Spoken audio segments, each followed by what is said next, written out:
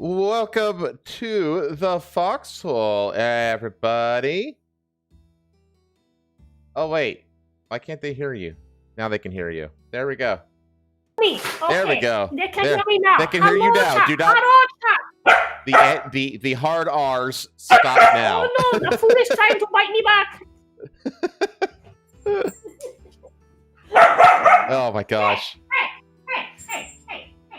Chat. When I was there, when I was at the manor last time, because I've been at the manor twice now. The first time I was there was right after they got both Archie, which they handed over to me. That was the reason I went up there in the first place. And that's also like how you got Sundrop like pretty much at the same time, like a little bit after. It was a little bit after. And Sundrop was just this little puppy. This little puppy. What? She's a little nugget. She's itty bitty. Yeah, it's a little nugget. Just a little pissing and shitting nugget. And now that I went there, one of her limbs is the size of what she used to be. Oh yeah, like it's the same with Archie. Like Archie used to be the size of like half of one of his legs. You know? Yeah, exactly.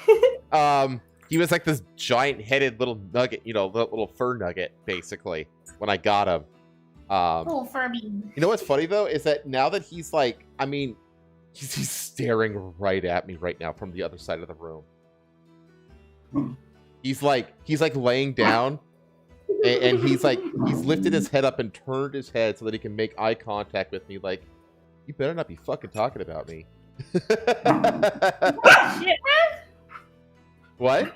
You talking shit, man? Yeah, right? Yeah, but like, when I was there last time, Sundrop was like, I mean, is she fully grown? No, not even close. I was gonna say, I don't even think she's fully grown yet. She's like 6 months right now. Yeah. We got her in May. We got her in June, but her birthday is like May 14th. Right. It's currently like November, June, July, August, September, October. It's 6 months. The end of November, so yeah. It's been 6 months. She's like 6 months old. Yeah, she'll be fully grown in a year. Well, half a year. Right. I mean, by her first birthday. She's most of the way there, though. Like, no, she's like halfway there, so she'll be like double this size. Oh my god, are you serious? Yeah. Oh my god. She'll be like a good like 40-some pounds. Oh my god. she's gonna be knocking your ass over like all the fucking time.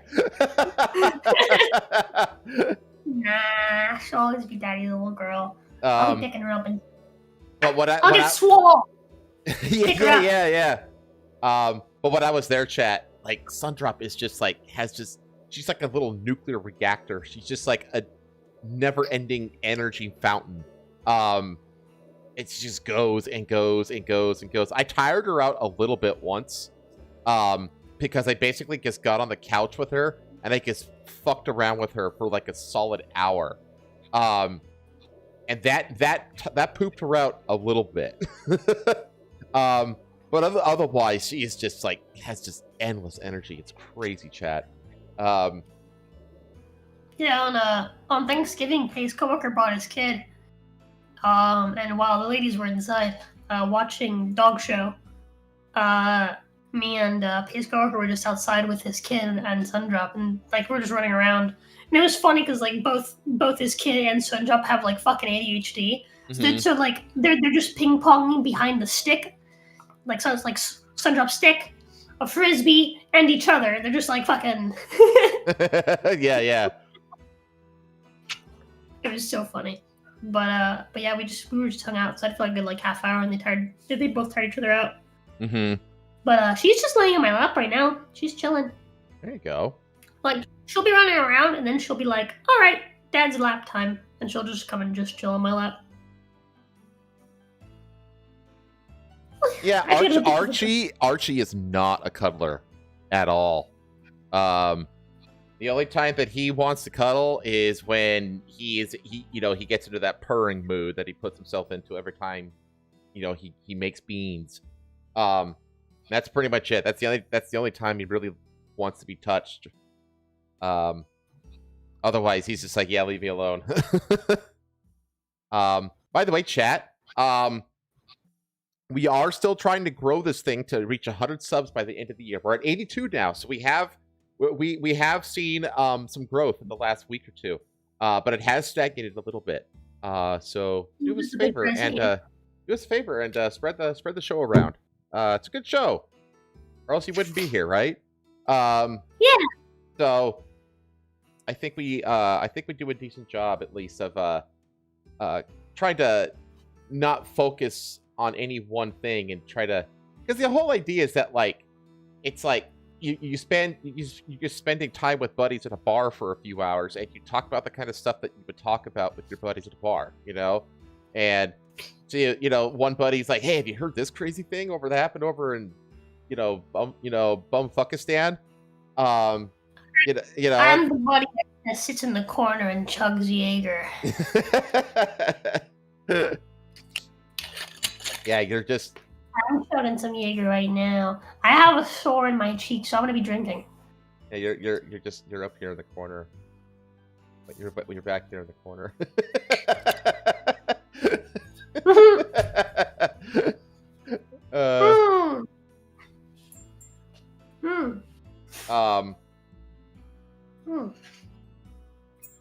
Well, you're too. There we go.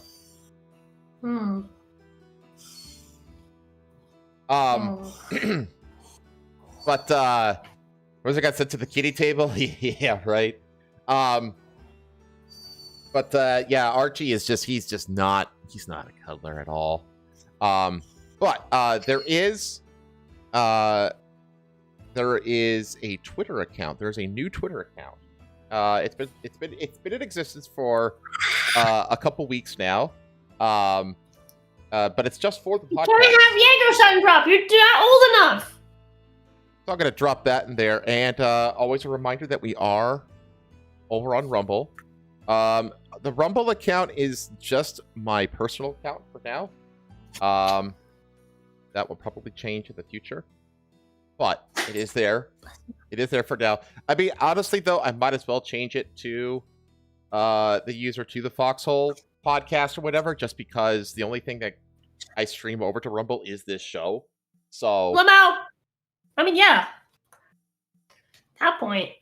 Yeah, exactly. Yeah. And then just make a new account for if I ever try to start simul streaming the gaming stuff over there, But that's gonna happen. I need to find someone who does logos. They're not that expensive. Because I designed the helmsman logo that you can see in the corner. Oh my god. It's really it's really busy. But I like it. It's busy, but it's also it's not difficult to read, I don't think. But I don't know. I like it. I'm gonna keep it because I made it and I like it. But I also made your logo, by the way. Just not to toot my own horn. But I like the little snake S. Yeah. The snake S. The real cool S. But I do want to hire somebody to make a logo for this show. So if you have any suggestions, chat, DM me. You can DM me out, link the person to the new Twitter, if you will. Otherwise, I'm probably just going to end up going to VGen and just finding something on VGen because artists on VGen that can do logos are a dime a dozen, so it won't be that difficult. So anyway, with that, how's your week? How's my week? You want me to go first? I can go first. Yeah. While you have this, while you play with your dog. No, I'm trying to so I can get her to shut up. I have been playing the hell out of Where Winds Meet, which is that free-to-play Chinese open world game. It's For being free, it's good. If it weren't free though, I probably would say wait for a sale. That's because like there is a story and there is combat, and the combat can be difficult at times. But the combat it's complex and simple at the same time. I don't really know how to explain it. It just has a very, very basic like, attack, then parry when you need to parry. That's, and then you have like, Sekiro. and then you have cooldown. Well, it's not Sekiro because it's not rhythm based at all. So it's just like a real Sekiro, like. Yeah, exactly. And then you have like a series of like cooldown abilities. You have like special martial arts skills, and there's like these other special like world skills that like you use to do things outside of combat, but they can also be used inside of combat. Like one of them is like the Meridian Touch, for example, which is like it's like an acupuncture skill, and like out in the world you use it to like freeze people so that you can like sneak by them and stuff like that to like steal stuff. But in combat, you could use it to like freeze an enemy for a couple seconds. Just stuff like that. So, but I will tell you right now though that the amount of like random shit there is to like find and collect and do is so like expansive that the menus is probably the most cumbersome and like convoluted set of menus I've ever witnessed in a game before. And that's saying something. Like, it's like, you think like Monster Hunter is kind of a pain. Monster Hunter is child's play in comparison to this game. Like, there are like, just finding how to do shit in this game is like a skill in and of itself. God. It is such a convoluted mess. I hate it so much. Now, luckily, because it's like like one of those like free to play like Chinese MMO kind of games. It's not an MMO, but it does have multiplayer. Or like it's got like guilds and you can do co-op stuff. Whatever. But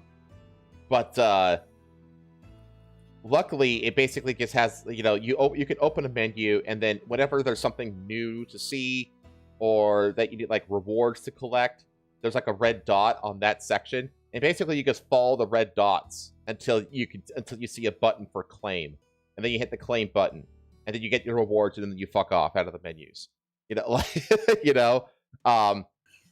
But otherwise it's just such I mean, we're talking like dozens and dozens of pages of just shit. It's such a mess. So yeah, I mean, it like I said, if it was for sale, like I would spend, I don't know, $30 on it. I don't think it's like it's a big game. Don't get me wrong, but like, I don't know. I have mixed feelings about it. I'm enjoying just kind of like vegging out and like, just being a completionist with it. It does have, yeah, you play mahjong with dogs. Yeah, there's a lot of just random shit that you can do in the game. One of the neat things about it, though, it's like one of the first games, I think, that actively uses, like, AI chatbots with NPCs. So one of the mechanics of the games is you can befriend various NPCs. You don't really get anything for befriending them, though, except that they'll send you, like, a gift every week, and the gift is, like, pretty minimal, so it's really not... I guess they add up over time.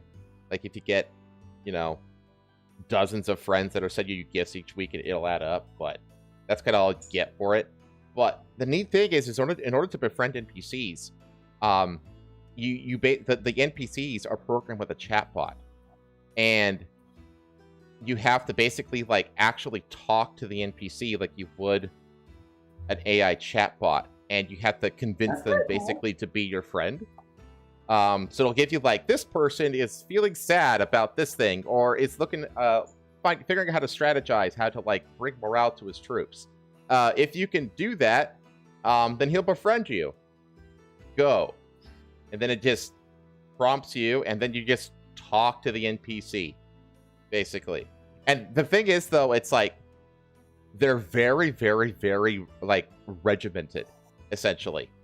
Like, it's you cannot stray from the topic. If you stray from the topic, it just kind of be like, hey, could you stay on topic, please? And it'll just be stuck in that loop until you continue speaking to the topic. So you could try to fuck with it, you know? But it's very, very resilient to that. Makes sense. Yeah, exactly. But it is interesting. Like, it's like the first time I've seen like where like you have to actually talk to like AI and AI chatbot NPCs in a game, which is a really interesting thing. And yeah, and there's another thing, like there's one of the mini games, because a lot of the game is just mini games. Like there's a fish, you know, you can go around to all the fishing mini games, or all the, I don't know, the gift of gab mini games, or the healing mini games, etc., etc., etc. And they all have their own separate mechanics. You got to learn all the different mechanics of all the different mini games. You know, it's just there's just so much shit. But one of them is riddles. And so what it is that the AI basically comes up with a word, and then it gives you a clue to that word, and you have to basically go back and forth. You can either guess what the word is, or ask a yes or no question, and the AI will basically play 20 questions with you to get to the word. And yeah, and that's also kind of fun. Although some of them are like, like you better be like, some of them you have to be like, if you're not like an expert in botany, you're fucking not going to get like the random plant that it's thinking of, that you know, and stuff like that. Like some of them are kind of ridiculous, but it's an interesting implementation of AI chatbots in a game. So that's probably one of the most interesting things about it. And honestly, like, it's worth like giving it a try. I feel like I don't think you would like it. I don't think you're not gonna like it. Yeah, I don't think so either. The game. Yeah, it's not my thing. Yeah, but like, because chatbot thing sounds interesting, and I'd love to see that in like other games. But I don't think that's enough to get me to play that game. Yeah, it's not. That's the thing. It's like it's fun for it's fun. It's a fun little thing. It's an interesting little thing, but it does get tedious after a while. When you realize that you can't like fuck with it, you just kind of have to stay on the rails essentially with the conversation. And another funny thing is that it will create the character creator is very, very, very detailed, but only for the face. Let's see. Yeah, you can only customize the face, but there's a fuck ton of customization for the face. But one of the funny things, and there's some meme videos out there where you can speak a description, and then it'll create a character based on your description. I've seen that. I've seen people fuck with that. Yeah. There's like really, really funny videos out there of people fucking being like, all right, I am a gooner. All I do is goon. Gooning is my life. Okay, go. yeah. And then it creates like some giant fat neckbeard kind of guy. Yeah. So funny. Yeah, so it does that's a fun little. That's the thing. It's like there's these neat little features that I have never seen before, you know, that have been implemented in this game that are, again, they're just neat. They're not enough on their own to play the game. I would pick up the game just to fuck with the features and not to play the game. Yeah, exactly. And you would do that for literally a couple hours and you'd be done. You know? Yeah. But for people who you know, essentially have that completionist itch, you know, that a lot of people have for open world games, this is a good game to kind of scratch that itch. I feel like. So, but other than that, I did have to cancel my Soma stream this last Tuesday because of a combination of work and family obligation. It was like I had this thing I needed to do with my parents, but we couldn't do it until I was done with work, and it was a submission day, and they, instead of doing it like we normally do, there ended up being all these little changes that needed to get made last minute. So I kind of just had to sit there every half an hour. I'd get 5 minutes of work, you know, make this little correction, this little addition, reprint. Oh god. You know, and so I had to sit there for 3 hours past my normal work hours, just kind of sitting on my hands, just waiting, you know. And it's like I don't really have hardly any work to do, but I have to like, you know, I am still serving a crucial role because I'm the one who's actually creating the final document. So I'm the one who has to actually implement these changes and get the document finalized for submittal. And so I just had to sit there. In a total of 3 hours, I've worked like maybe like 20 minutes. And then once that was done, I could do the quick little thing with my family. And by then, I was just like, I can't do the stream. And normally, if I have to cancel a Tuesday stream or a Wednesday stream, I guess reschedule to Thursday. But it was Thanksgiving, so I just canceled it. Wednesday, Wednesday we started Yakuza Like a Dragon: The Man Who Erased His Name, which is like a transitionary game between the original series that kind of soft ended at Yakuza 6 and the new series, which stars a new protagonist and stuff like that. It's kind of like post Yakuza at this point. It's like one of the big things that happens, I'm going back and forth with this. I actually think that I might skip this game and go on to the next one and then play the game and play The Man Who Erased His Name afterwards, because technically, yes, this one takes place like at the same time or a little before the events of Yakuza 7 or the first Like a Dragon game, or at least the first Like a Dragon game outside of Japan. There's a lot of spoilers in it. And there's characters in it that are from both the new games, like the Ichiban crew, as well as the Judgment games, which is like the spin-off starring the spin-off games starring the Korean detective from Yakuza 4. There's characters from that show up in this game as well. So I'm just like, man, maybe I should actually hold off on this and play Yakuza 7 first, because I'm not going to play the Judgment games. And then go back and play this one, because this one is like more of like a love letter to the franchise than anything. And then once I'm done with The Man Who Erased His Name, then play Yakuza 8, which is Like a Dragon Infinite Well, which is the one that came out before the pirate game. I'm thinking I'm actually probably going to do that. I'm probably going to skip this one for now, and just start on Like a Dragon. So we've got over a month without Subnautica. Yeah, because I'm on Soma, which is legitimately freaked me out. Actually, I think I talked about this last time. Yeah, I got into the what base was it? I don't even remember what base it was. And there was a monster that like legitimately had me kind of like freaking out. Basically, it responded to noise, and like I realized that like it kind of like plays on your innate like desire to like turn and run away. But if you run, then it'll catch up to you and it'll kill you. So you kind of have to squat down and just walk away from it and just be like, I'm not looking. And it will actually leave you alone that way. It really does. Like the devs did a good job of like, it's like, oh, what's the normal reaction to something like this? To turn and run? Let's make the monster respond to that response. Basically, it's like, damn, that's cruel. What's funny is the way that I got through that area, because I think I ended up having to do that area for pay. I think I know like what you're talking about. Is I just ran, did the thing, ran out of the area, waited for the thing to be done, ran back in, pressed the button, ran all the way back out.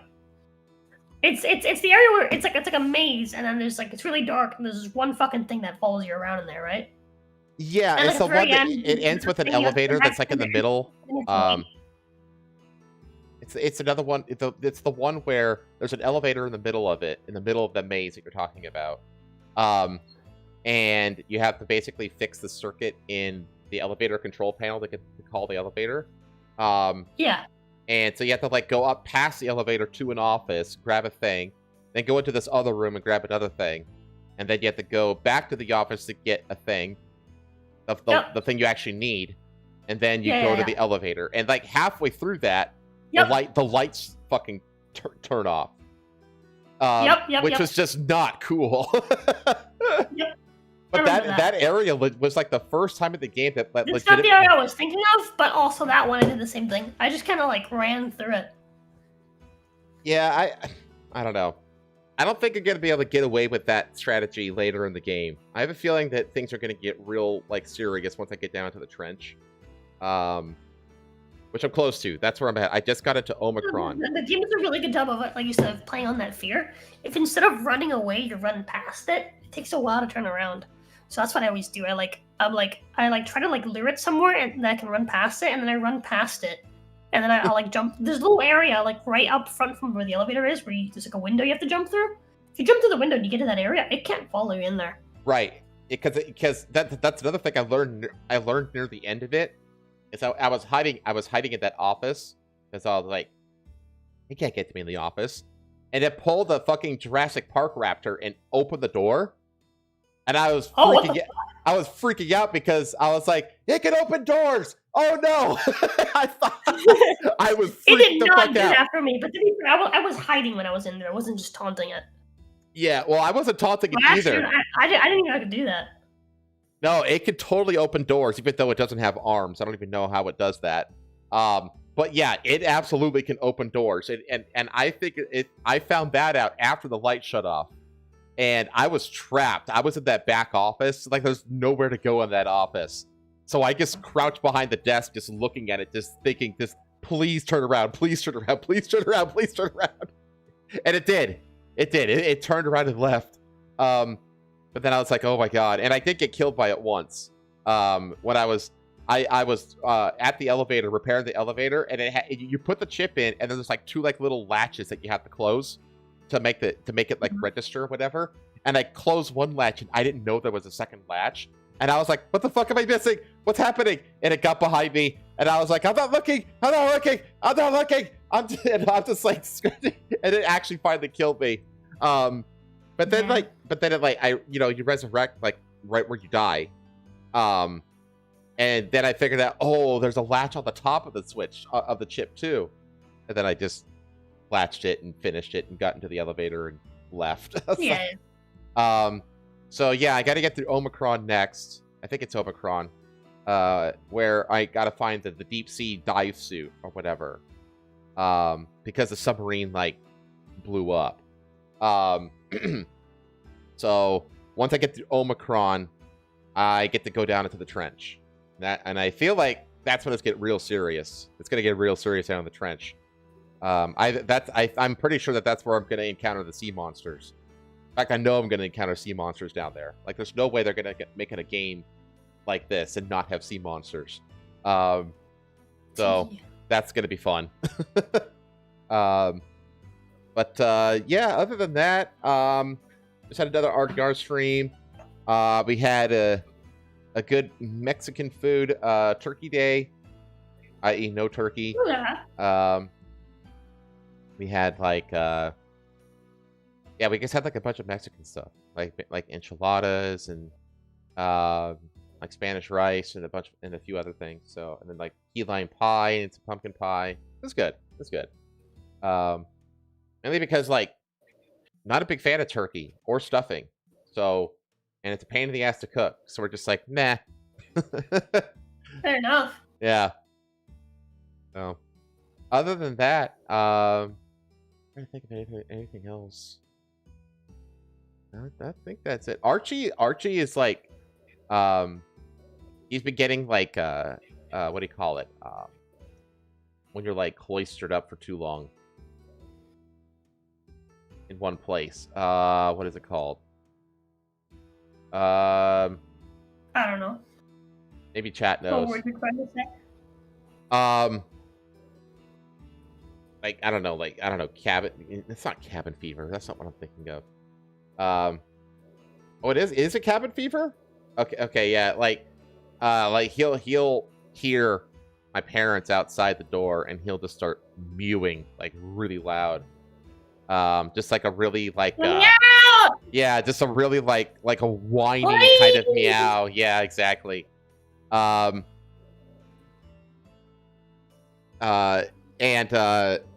so I have let him out, and because the problem is that we put up that child protection gate, but he just jumps over it. So I just have to close the door now. So now he can't even see outside. Yeah. So the door's just closed. And so luckily my parents brought a dog muzzle for their pup. So I just bring him out like once or twice a day, and they just put the muzzle on the dog, and Archie gets to roam around for a few minutes, basically a couple times a day.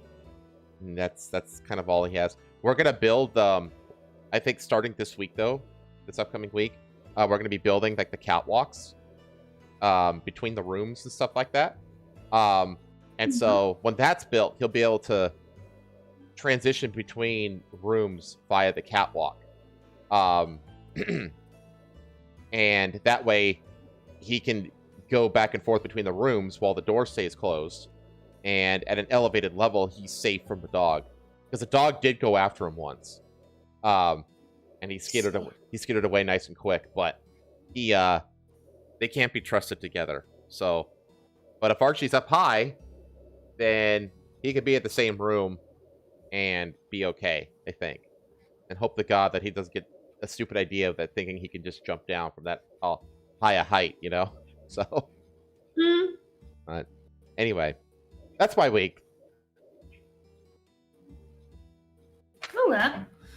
Let me find you stuff on my week. You just worked all week. Well, hold on. I didn't just work all week. Actually, no, yeah, that doesn't simplify. I don't have to look for anything. I worked all week, and I cracked open pecans for hours. The what? And hours and hours. Pecans. Oh, pecans. That's right. Yup, I cracked open pecans for hours. That's about it, though. I can't think of anything else worth mentioning. I mean, obviously we did Thanksgiving. It was a lot of fun. Talked about it a little bit earlier. We invited one of Pay's coworkers over along with his family, brought his wife and kid, and they made some General Tso's style chicken and some rice. He brought his wok. Ooh. So I made some chicken and rice. Pay made arroz con gris. What's and that? ropa vieja. Rice with gray. With what? And old clothes. Okay. The same stuff that you had when you came by. Oh, okay, that was good. Yeah. Her rice turned out kind of bland this time, but the meat turned out like insanely savory. Okay. And so like it really complimented. Her coworker like served himself a plate of like the rice, and he was like, the rice needs salt.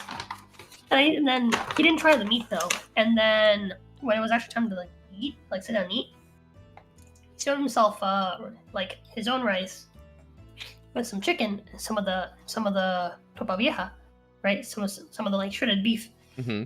And he started eating. I was like, whoa, this is fucking delicious. Right? Holy shit, man. Fuck my chicken. This is good. He's right. But yeah, it was fucking delicious. And then she also made me some croquetas, which only I really ate, because no one else seemed to like them as much. Aw. That happens, though. People here aren't big ham eaters. People don't like ham here, I guess. Right. I don't know. Man, I was sitting here like, man, the croqueta's like the first thing to go on like Cuban party. Everyone loves croquetas, especially the kids. But I don't know. Down here, it seems like I'm the only one who likes croquetas. But that's fine. More for me. I was gonna say, like, I don't think that's a horrible thing. No, it's fine. But yeah, we hung out outside for a little bit. We spent most of the day just watching the 2025 Thanksgiving dog show. Okay. Which we will cover the winner of. Yes. And aside from that, let me think. Yesterday we did some Christmas shopping. Okay. Black Friday, we bought some stuff for Paige's little sister. We bought some stuff for our nephew. And Paige's little brother is getting Paige's old tablet, or old iPad. Okay. So he can draw. And so obviously we had to get Pay a new tablet. So we signed a deal to get Pay a new tablet. And then on my end, we got me a grill. I have a grill now. Yeah. Yippee! Now you feel like a real man. Yippee! I had to go outside this morning and like basically put everything kind of back together because like I don't have straps for my truck, so I had to like lay it down in the truck bed, and then everything kind of like went all over the place. It was $80 off, so we got it like almost $100 off, and all it's missing is a pin to hold one of the wheels. So I can find that. I can figure that out.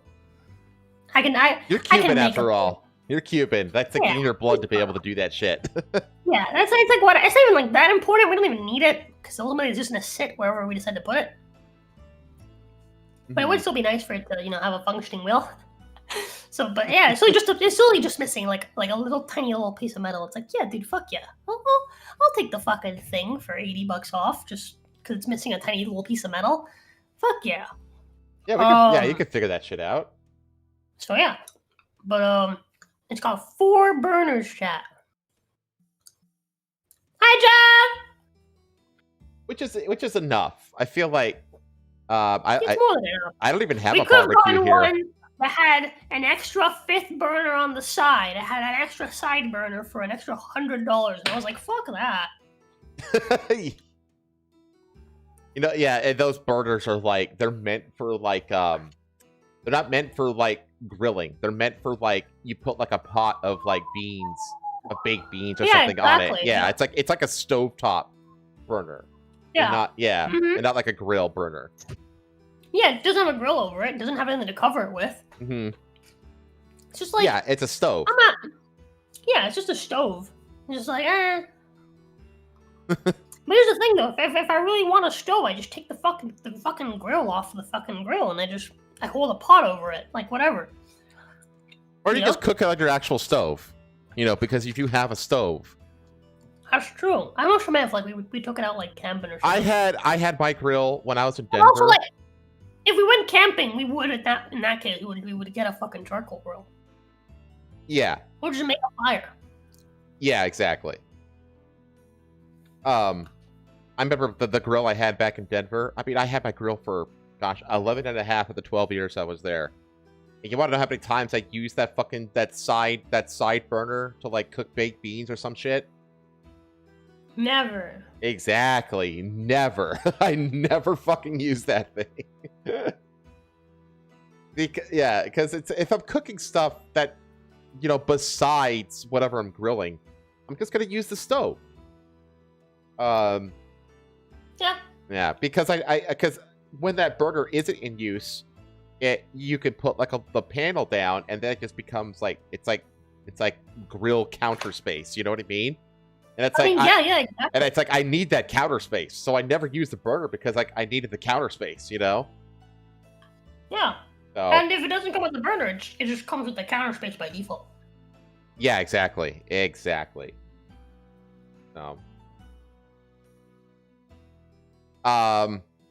Okay. Yeah, that's me. Pretty simple. Aside from that, spent today helping my brother-in-law pick up some like a washer and dryer from Lowe's. That was fun.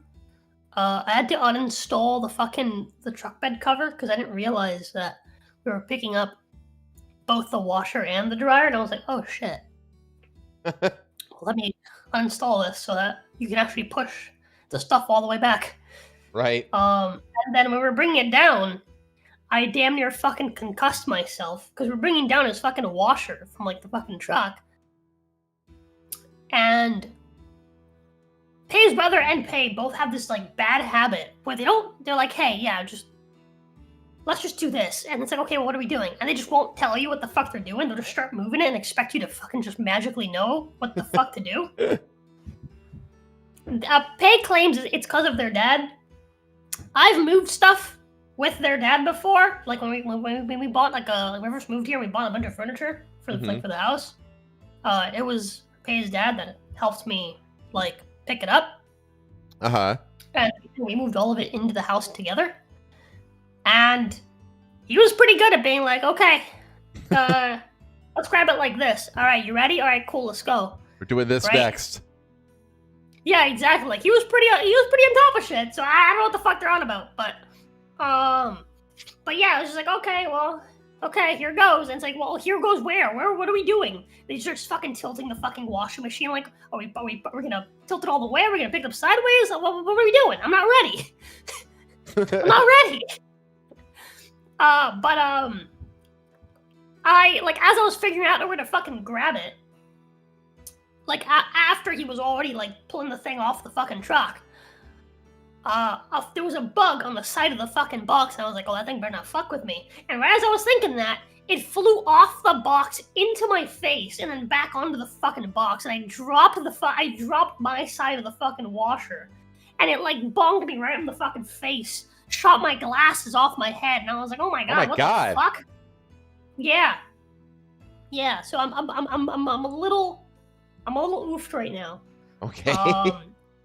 My glasses are like one of the legs is like, I don't even know what the fuck's up with it, because it's bent in a way that doesn't make sense for it to be bent.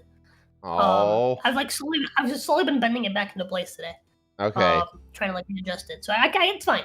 It's fine. Like nothing broke. Like I wasn't even like actually hurt. Like I didn't break skin when it fucking bonked me on the fucking side of the head. But it's like a blunt force trauma kind of incident. yeah. So that happened. My head does still hurt though. Got a headache. Yeah, and it's not from dehydration. It's from a concussion. Yeah. And then we came back to my place and he took all of his shit finally. So now we have space. I ended up not making him buy me a fucking tank of propane. I was kind. For no good reason, really. I was gonna say, no reason for that. Undeserved, but whatever. Yeah. And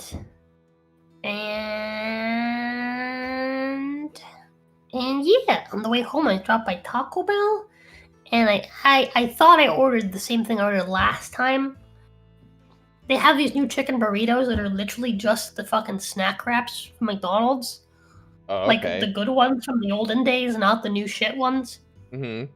Taco Bell rarely does chicken. They do chicken like every now and then. And their chicken stuff is fucking delicious. Every single time. They're like masters of the chicken. And I don't know if maybe it's because it's just black people that work there and they're just better at dealing with fried chicken than they are dealing with beef. But maybe.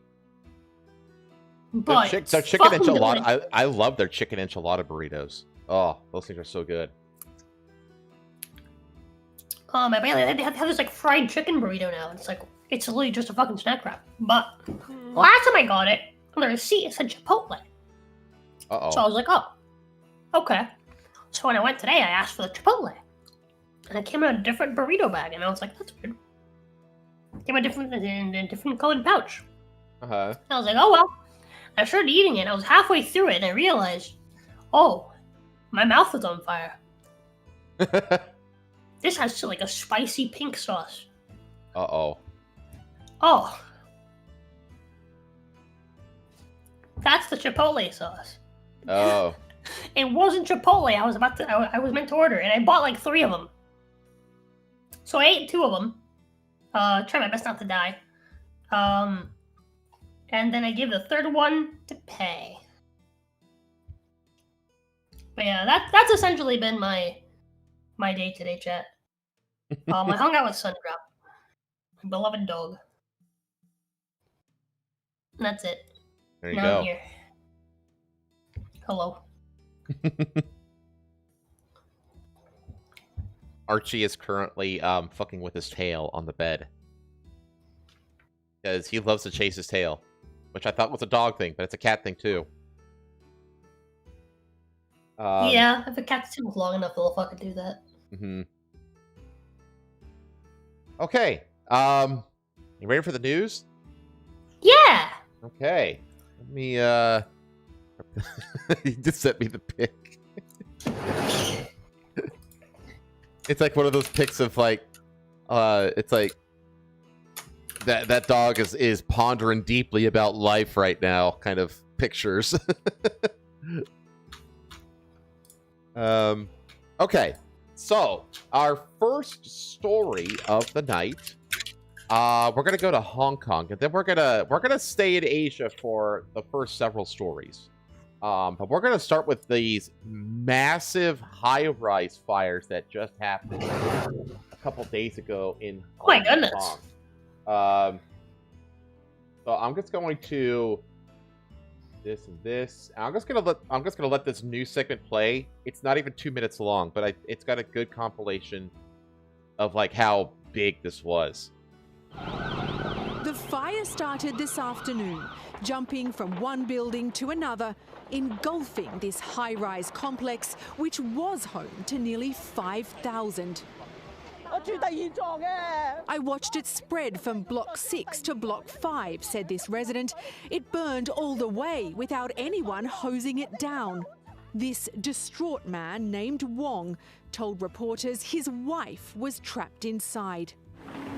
By the time night fell, it was an inferno, with more than 700 firefighters battling to control the flames, and one of them killed.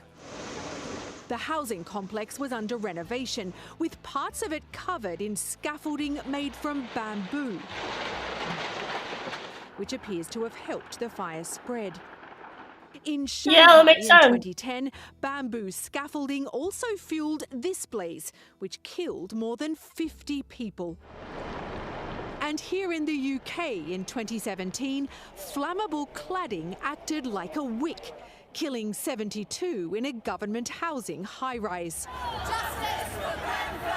That fire sparked a public outcry about safety standards. Yeah, maybe don't fucking build your fucking buildings in a flammable fucking material. Were unable to escape. They can't even begin to count all of the dead until they've extinguished the flames. Holly Williams, CBS News, London. That was a pretty comprehensive. I also found just like what these things look like in the aftermath. Joe, do you have a mascot? No, I was thinking about what I was going to bring. What the hell? And then why do I hear? Oh, sorry, YouTube autoplay. There's no sound. There's no sound here, but this is just like after or like as the fires were dying. Just the absolute destruction of these things. Just one building after another. And so it started in one building, and that building went up pretty quick, and then it spread to the other buildings slowly over time. Jeff said, "Is this the most peaceful protest?"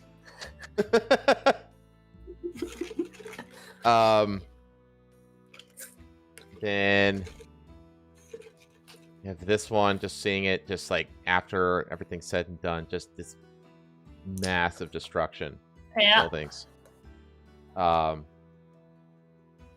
It's like 1, 2, 3, 4, 5, 6, 7. Wait, how many of these buildings are on fire? Hang on, there's 1, 2, 3, 4, 5, 6, 7, 8. 8 of these things lit up.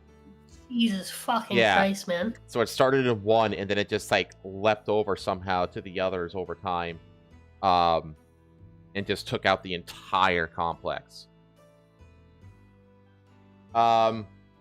So right now, this was as of yesterday, but I looked up like what's the current like numbers on the fire, and this is still accurate as far as I can tell. I'm pretty sure that this number is going to go up though, because like they said, like, you know, they're just now like actually being able to go inside, and that, you know, it's going to take a while for them to go through and like identify bodies and stuff like that, because it's like I said, there's 5,000 people that live in these towers. So the Hong Kong tower fire toll rises to 128 as more arrests are made. This is to say, I don't know if it says that a number of missing. Yeah, 200 still missing. So Hong Kong's anti-graft body on Friday said it had arrested 8 people in connection with a fire that ripped through a high-rise apartment complex, killing at least 128 people, with 200 still missing in the city's worst fire in nearly 80 years. You know, this kind of reminds me is the fucking the Grenfell fires in London from years ago. I think that's actually what it referred to in the news report, that fire in London. I want to say that was the Grenfell Tower. I'm not sure. That maybe chat can someone in chat can correct me on that if I'm wrong. Authorities said that they had concluded rescue operations at the Wong Fuk Port Complex in the northern district of Tai Po, but warned the death toll may still rise. I guarantee you it will. The Independent Commission Against Corruption also said it had launched a task force to investigate possible corruption in the renovation project at the complex after police arrested 3 people on Thursday. The fire of the Wang Food Court development started on Wednesday afternoon and rapidly engulfed 7 of the 8 32-story blocks of the complex. We did not rule out it looked like all 8 to me were burned in this image. 1, 2, 3, 4, 5, 6. Okay, there's 8. Where's the 9th one? Oh no, it said 7 of the 8. Is it this one? Maybe this one that still has all the green on it. That's probably the one that didn't get hit. Okay. We did not rule out the possibility that more bodies could be discovered when police entered the building for detailed investigations. Hong Kong Security Chief Chris Tang told a press conference. Tang also said the fire alarms at the complex had not been working properly. Of course they weren't. The estate housing more than 4,600 people had been wrapped in bamboo scaffolding and green mesh for the renovations. Rescue efforts had now been concluded and at least 79 people, including 12 firefighters, were injured, he said. Our aim now is to make sure that the temperature decreases in the building, and once everything is deemed safe, police will collect evidence and conduct further investigation. On Friday, mourners laid flower tributes in front of the charred and smoldering buildings while distressed residents surveyed the remains of their homes. This is my home. Look over there, the 10th floor, that's where my home was. By the hills, that's where my home used to be, one resident, identified only as Miss Yu, said. I really want to go back home, but my home is probably gone now. They won't let us go back, so when I look in that direction, my heart feels so heavy. Families, meanwhile, had the grim task of looking at photographs of the dead taken by rescue workers. Security Chief Tang said only 39 of the 128 dead had been identified. Mira Wong, whose parents were living in Wong Fu Court, was looking for news of her father. Just recognized some pictures, maybe the body of my dad. It's my dad's body. It's my dad's body is still missing here, said Wong, 48. Another resident who did not want to be identified said a friend's wife was among those unaccounted for. Rationally speaking, it means there's no hope, she said. But the bodies still have to be found, right? Let me see if they found them. It's just too sorrowful. When it involves people, you know, it's even more painful. Hundreds of volunteers have mobilized to help the victims, sorting and distributing items from diapers to hot food. They formed teams to collect, transport, and distribute goods in round-the-clock shifts and have set up a sprawling support camp for displaced residents beside a shopping mall across from the fire-damaged Wong Fu complex. The fire is Hong Kong's deadliest since 1948, when 176 people died in a warehouse blaze, and has prompted comparisons to London's Grenfell Tower Inferno. That's what I was thinking of. There it is. Which killed 72 people in 2017.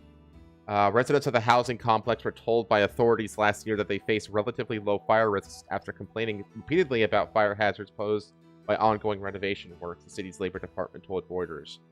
The residents had raised concerns over the renovations in September 2024, including about the potential flammability of the protective green mesh contractors had used to cover the bamboo scaffolding erected around the buildings, a department spokesperson said in an email. Anti-graft body. I think that's like an anti-corruption body. So it's like the Independent Commission Against Corruption, so that the 8 individuals arrested included an engineering consultant, a scaffolding subcontractor, and an intermediary. Police on Thursday arrested 2 directors and an engineering consultant of Prestige Construction, a firm identified by the government as doing maintenance on Wang Fu Court for more than a year on suspicion of manslaughter for using unsafe materials, including flammable foam boards blocking the windows. Proceeds to not answer repeated calls for God. They just turned. They just formed like a flammable, like just a tinderbox, just surrounding every one of these buildings. Yeah. And I could see like easily like how they could spread too, because if you get like, these scaffolding on fire, you get one to collapse as like one big, mess of bamboo. It'll easily collapse over and slam into the adjacent building, and then bam, you set that building on that the bamboo and the shit on that building on fire too now. Yeah. So proceeds to not answer repeated calls for comment. The city's development bureau has discussed gradually replacing bamboo scaffolding with metal scaffolding as a safety measure. Domestic workers among the missing. Dozens of domestic workers from the Philippines had been caught up in the disaster, and 19 were still missing, said Edwina Antonio, executive director at Migrant Women Refuge Associated Bethune House. Indonesia's consulate said 2 of the dead were its nationals, also working as domestic helpers. Hong Kong has around 368,000 domestic workers, mostly women from low-income Asian countries who live with their employers. So basically, they live in maids, essentially. Hong Kong's leader, John Lee, said that the government would set up a 300 million HK, or $39 million fund to help residents, while some of China's biggest listed companies announced donations. Hong Kong, one of the world's most densely populated cities, is scattered with high-rise housing complexes.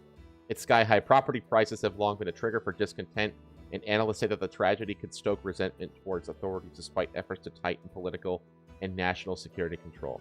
Even those not directly affected spoke of how it had affected them. Hong Kong is very small. Even if at this moment we don't personally know anyone there, friends of friends definitely do. So the people affected, this incident feels really close to us, 22-year-old student Crystal Ho said. Yeah, that's the thing about like Hong Kong, is that like Hong Kong is a city of landlords. Everybody in Hong Kong, or basically everybody in Hong Kong, rents where they live. And a huge portion of where people live is in these fucking high-rise towers, because they just don't have the land mass to be able to build out. So the only way they can build is up, essentially. And that so makes sense. Yeah, there's a ton of these just super tall. Like they guess it's like these are like, and these are maybe like I don't know, 60-ish stories tall, right? I saw buildings in South Korea that were like, if you took 3 of these things, combined them together, and then double its height. Like, no joke. God. Yeah, I'm talking like 200 floor tall fucking like mega buildings, essentially, in South Korea. And we're talking buildings that like one of these things will house like 4,000 people. It's insane how big these buildings are. And it's like, you think about it, like, think of like the World Trade Center when that went down, which, by the way, people are like conspiratorially comparing this to, because they're like, isn't it interesting how these giant buildings stayed up despite getting completely gutted from floor to top, and yet a few floors burn in the World Trade Center and the whole thing comes down, like a house of cards. Isn't that interesting? So there's like, if you go on Twitter right now, there's a lot of people. Oh yeah. Yeah. I mean, they're fucking right, dude. They're fucking right. There's like a controlled demolition. There's loads of eyewitness reports, right? Of like right after when it happened, right? Like people like recording, like being recorded saying like, I didn't see a plane. Like, what the fuck's going on? People on the ground, like right after it happened, right when it happened, while the towers were still standing. Right? Or like right after they fell. And like there's videos of fucking architects explaining the physics behind why the top of the tower doesn't have enough weight to crush the rest of the tower, even if it did. Mm-hmm. Like, get hit by a plane and then, collapse onto itself. It's like, no, these are structurally sound buildings. Like, there's no reason why, like the amount of weight from the section above where the plane supposedly hit, right, down to everything below it, Well, There's not enough weight to we have crush live. down. Well, we have live video of the plane, especially the second plane, crashing in because a lot, people were filming the shit out of the one tower, and all those videos caught live. The second plane hitting the other tower in the same, camera view. We know that the planes did hit the towers. And and I also know that like the whole fire doesn't melt steel beams shit is also bullshit. But I do. Yeah, that's bullshit. Yeah, that's bullshit. That is bullshit. Yeah. Here's the thing: fire doesn't melt steel beams all the way down through the entire fucking building. Right. It's not magic. There is some shady shit I feel like with 9/11, but you have to pick the right things. I feel like. Oh yeah, absolutely. But Las Vegas Demos made that theory. Oh yeah, I've seen plenty of casino demolitions in my time because I grew up in Vegas. I went to elementary, junior high, high school, and college all in Las Vegas. So I spent a lot of time there, and that was basically like from the late 80s all the way up through past right up until the year before 9/11. Because I remember I was at a military school. My first year of college was at a military school, and 9/11 happened while I was at that school. So that would have been in the September of 2001, and I had graduated high school earlier that year, like the spring semester of that year. I remember exactly where I was when the towers thing happened. So, but yeah, people are making those comparisons. Again, they're making comparisons to the Grenfell Tower, which you saw in that footage that I closed out because of autoplay. But good for you. Thank you, Jeff.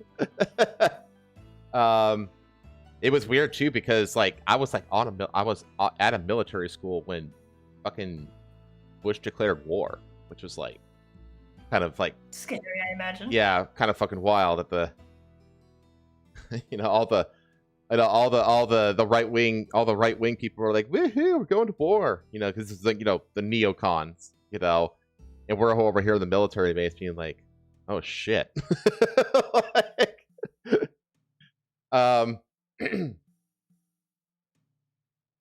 Anyway, okay, that's the Hong Kong fire. I'm sure the death toll will rise, but it's gonna take them several days because they got to do a safety analysis because they start loading up weight of people inside these buildings. They don't know what's gonna happen. They got to do a damage assessment, and then once that's done, then they can go in and start searching for bodies essentially. So it'll be some time before we have the final numbers, but I can easily see this being up to the 200-300 range easily. Yeah. And the vast majority of them are from the first tower because once the first tower went up, and it went up pretty quick, the other towers were evacuated for the most part. Yeah. So pretty much all the damage to people is mostly focused in that first tower. Okay, let's stay over in Asia. Let's move on to this one. Thai woman found alive in coffin after being brought in for cremation. That's fucking wild. This woman basically was I think minutes. She was 2 or 3 minutes from being shoved into the oven before she started moving. That's how close this was. So Bangkok, a woman in Thailand shocked temple staff when she started moving in her coffin after being brought in for cremation. Watrat Prakhong Tham, a Buddhist temple in the province of Nonthaburi, on the outskirts of Bangkok, posted a video on its Facebook page showing a woman lying in a white coffin at the back of a pickup truck. slightly moving her arms and head, leaving Temple staff bewildered. Harriet Sudthup, Temple's General and Financial Affairs Manager, told the Associated Press on Monday that the 65-year-old woman's brother drove her from the province of, oh my god, Itsanulok to be cremated. He said that they heard a faint knock coming from the coffin. You know what this reminds me of? You ever see Monty Python and the Holy Grail? I fell asleep through it. But okay, I don't blame you, honestly, because there's only a few bits in there that are, like, actually good. But there's a part near the beginning where there's a guy just, like, trudging through the town, and he just has a bell, and he has a cart, and he just says, he just hits the bell, clink, bring out your dead, clink, he's just collecting dead bodies, basically. Right. And the bit is that one guy comes up with, like, his, like, super elderly dad, and the dad is still alive. And it's like, here you go. He's like, he's not dead yet. That's like, oh, he's going to be dead soon. Don't worry. And he's like, I feel fine. It's like, oh, when do you come by next week? Next Thursday. It's like, oh, man, he'll be, like, rotten by then. You know? And then eventually, he just pays him to just whap the old man over the head and kill him, and then move him onto the cart. That's what this kind of reminds me of. Like, no. They can't tell the difference between whether he's alive or dead. I was a bit surprised. Yeah, you think?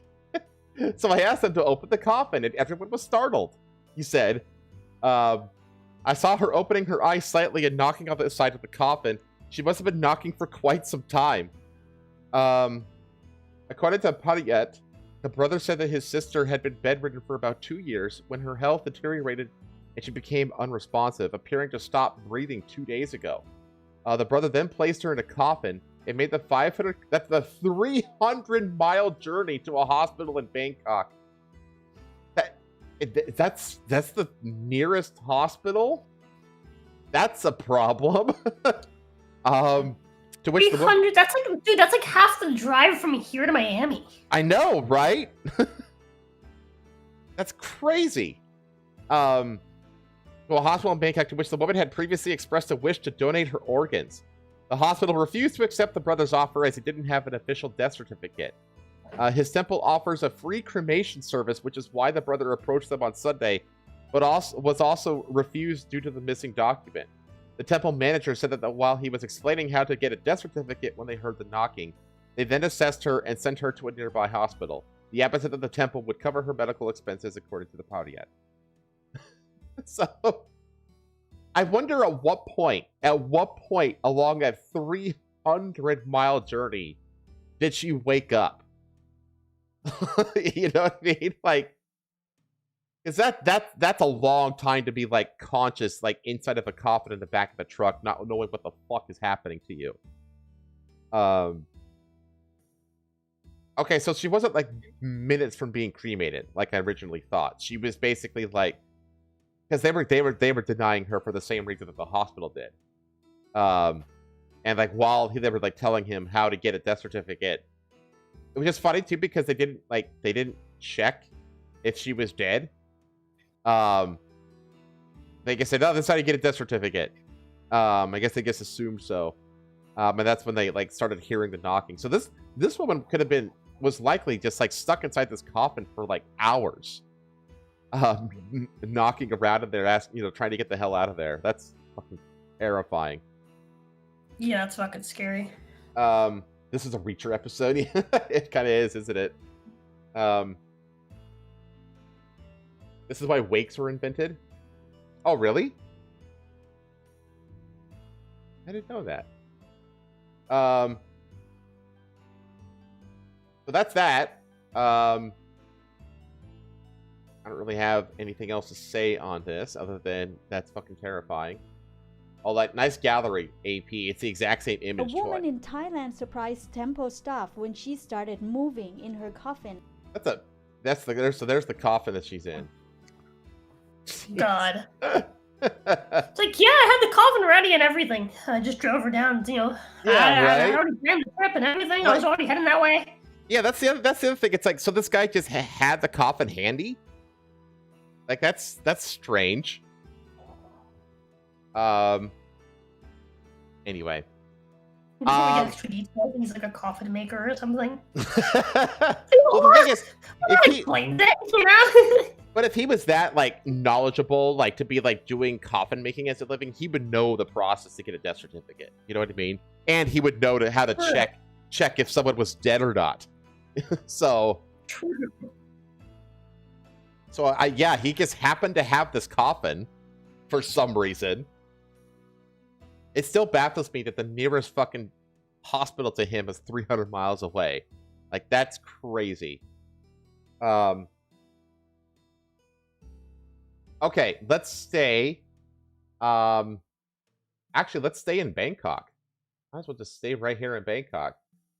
Two break out of a French jail in an old-fashioned bedsheets escape. Let me read this one.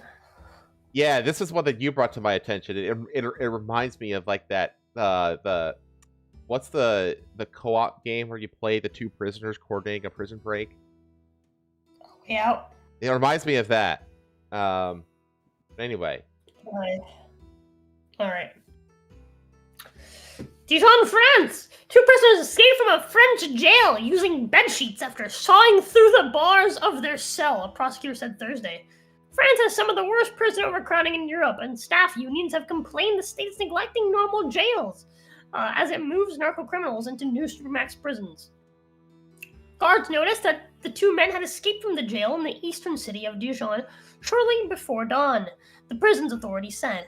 The pair seemed to have sawn through bars and fled using bed sheets, Dijon prosecutor Olivier Caracoche said, without providing further details on how exactly they used the bedding. We all know how the fuck they used the bedding. The real question is how the fuck did they saw the bars. Saw through the bars. Yeah, that's the real question. Yeah, that's my question too. Like, what the fuck did they use to saw through the bars? The fugitives included a 19-year-old man held in pretrial detention for attempted murder, he said. The other 32-year-old man, detained over threats and violence against a partner, had left a message in his cell saying he had been held for too long, the prosecutor said. The prosecutor added. It was not immediately clear for how long he had been held. You don't know? You don't have this information on hand? Not only that, but like, isn't that kind of the point? To keep you there for a while? Also, I got it wrong. This took place in France, not in Bangkok. It's just an article from the Bangkok Post. They lied to me, Chad. I see. Around 100 police officers were on their trail, prosecutor officer said. Union official Ahmed Saï, France, who represents prison officers at the jail, said the inmates used old-fashioned manual saw blades. How did they get them? How did they get those? Yeah. We've been warning about the risk of a jailbreak for months, he said, noting earlier reports of saw blades found inside the prison. He called for more staff and better equipment, including gratings that cannot be sawn through. That's not how that works, you fucking retard. You take away the saw. You don't fucking exactly. Just... God, man. Hang on. If it's just like an old-fashioned manual saw blade, like those are not quiet. Those are not designed to cut through metal.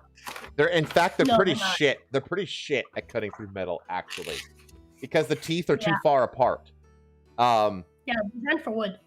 Yeah, exactly. So but again, like, where the fuck did they get a hold of manual saw blades?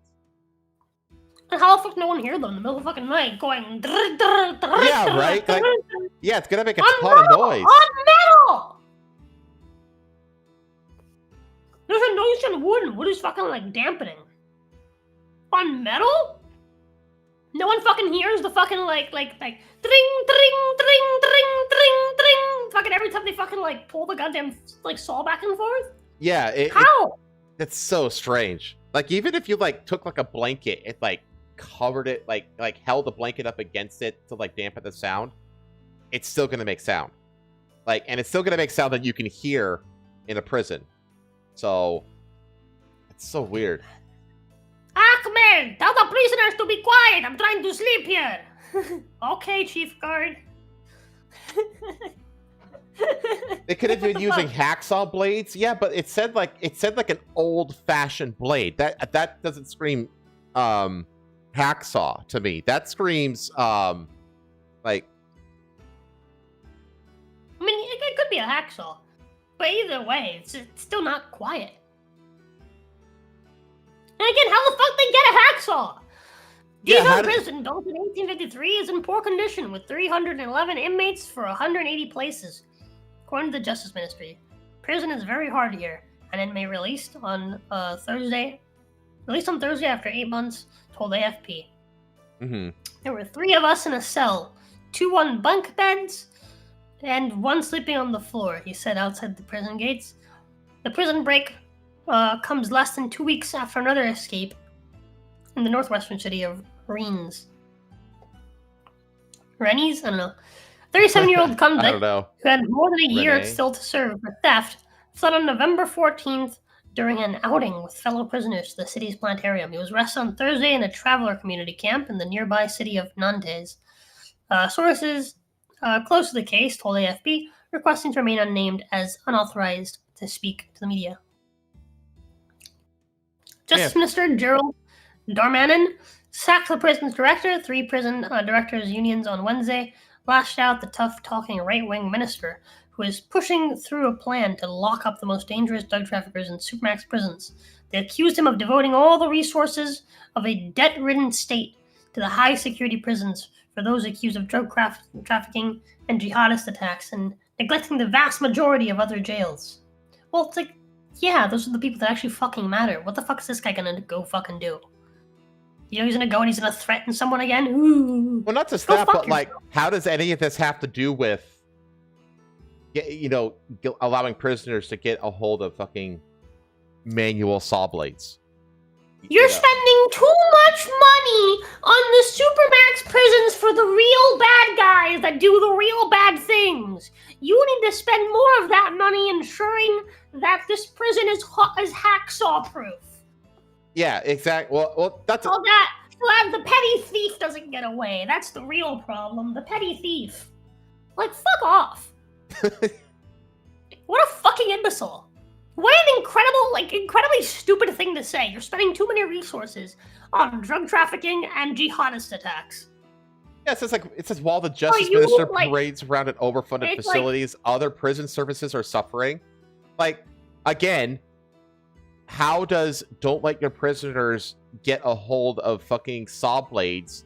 Because I imagine it's like a prisoner work program potentially. You know what I mean? That's like, so they have these tools to like build chairs or some shit. You know what I mean? But it's just like, how does underfunding prevent you from making sure that prisoners, like, because it's not like you could look at these things. Look at these things. It's not like you can just hide this up your ass.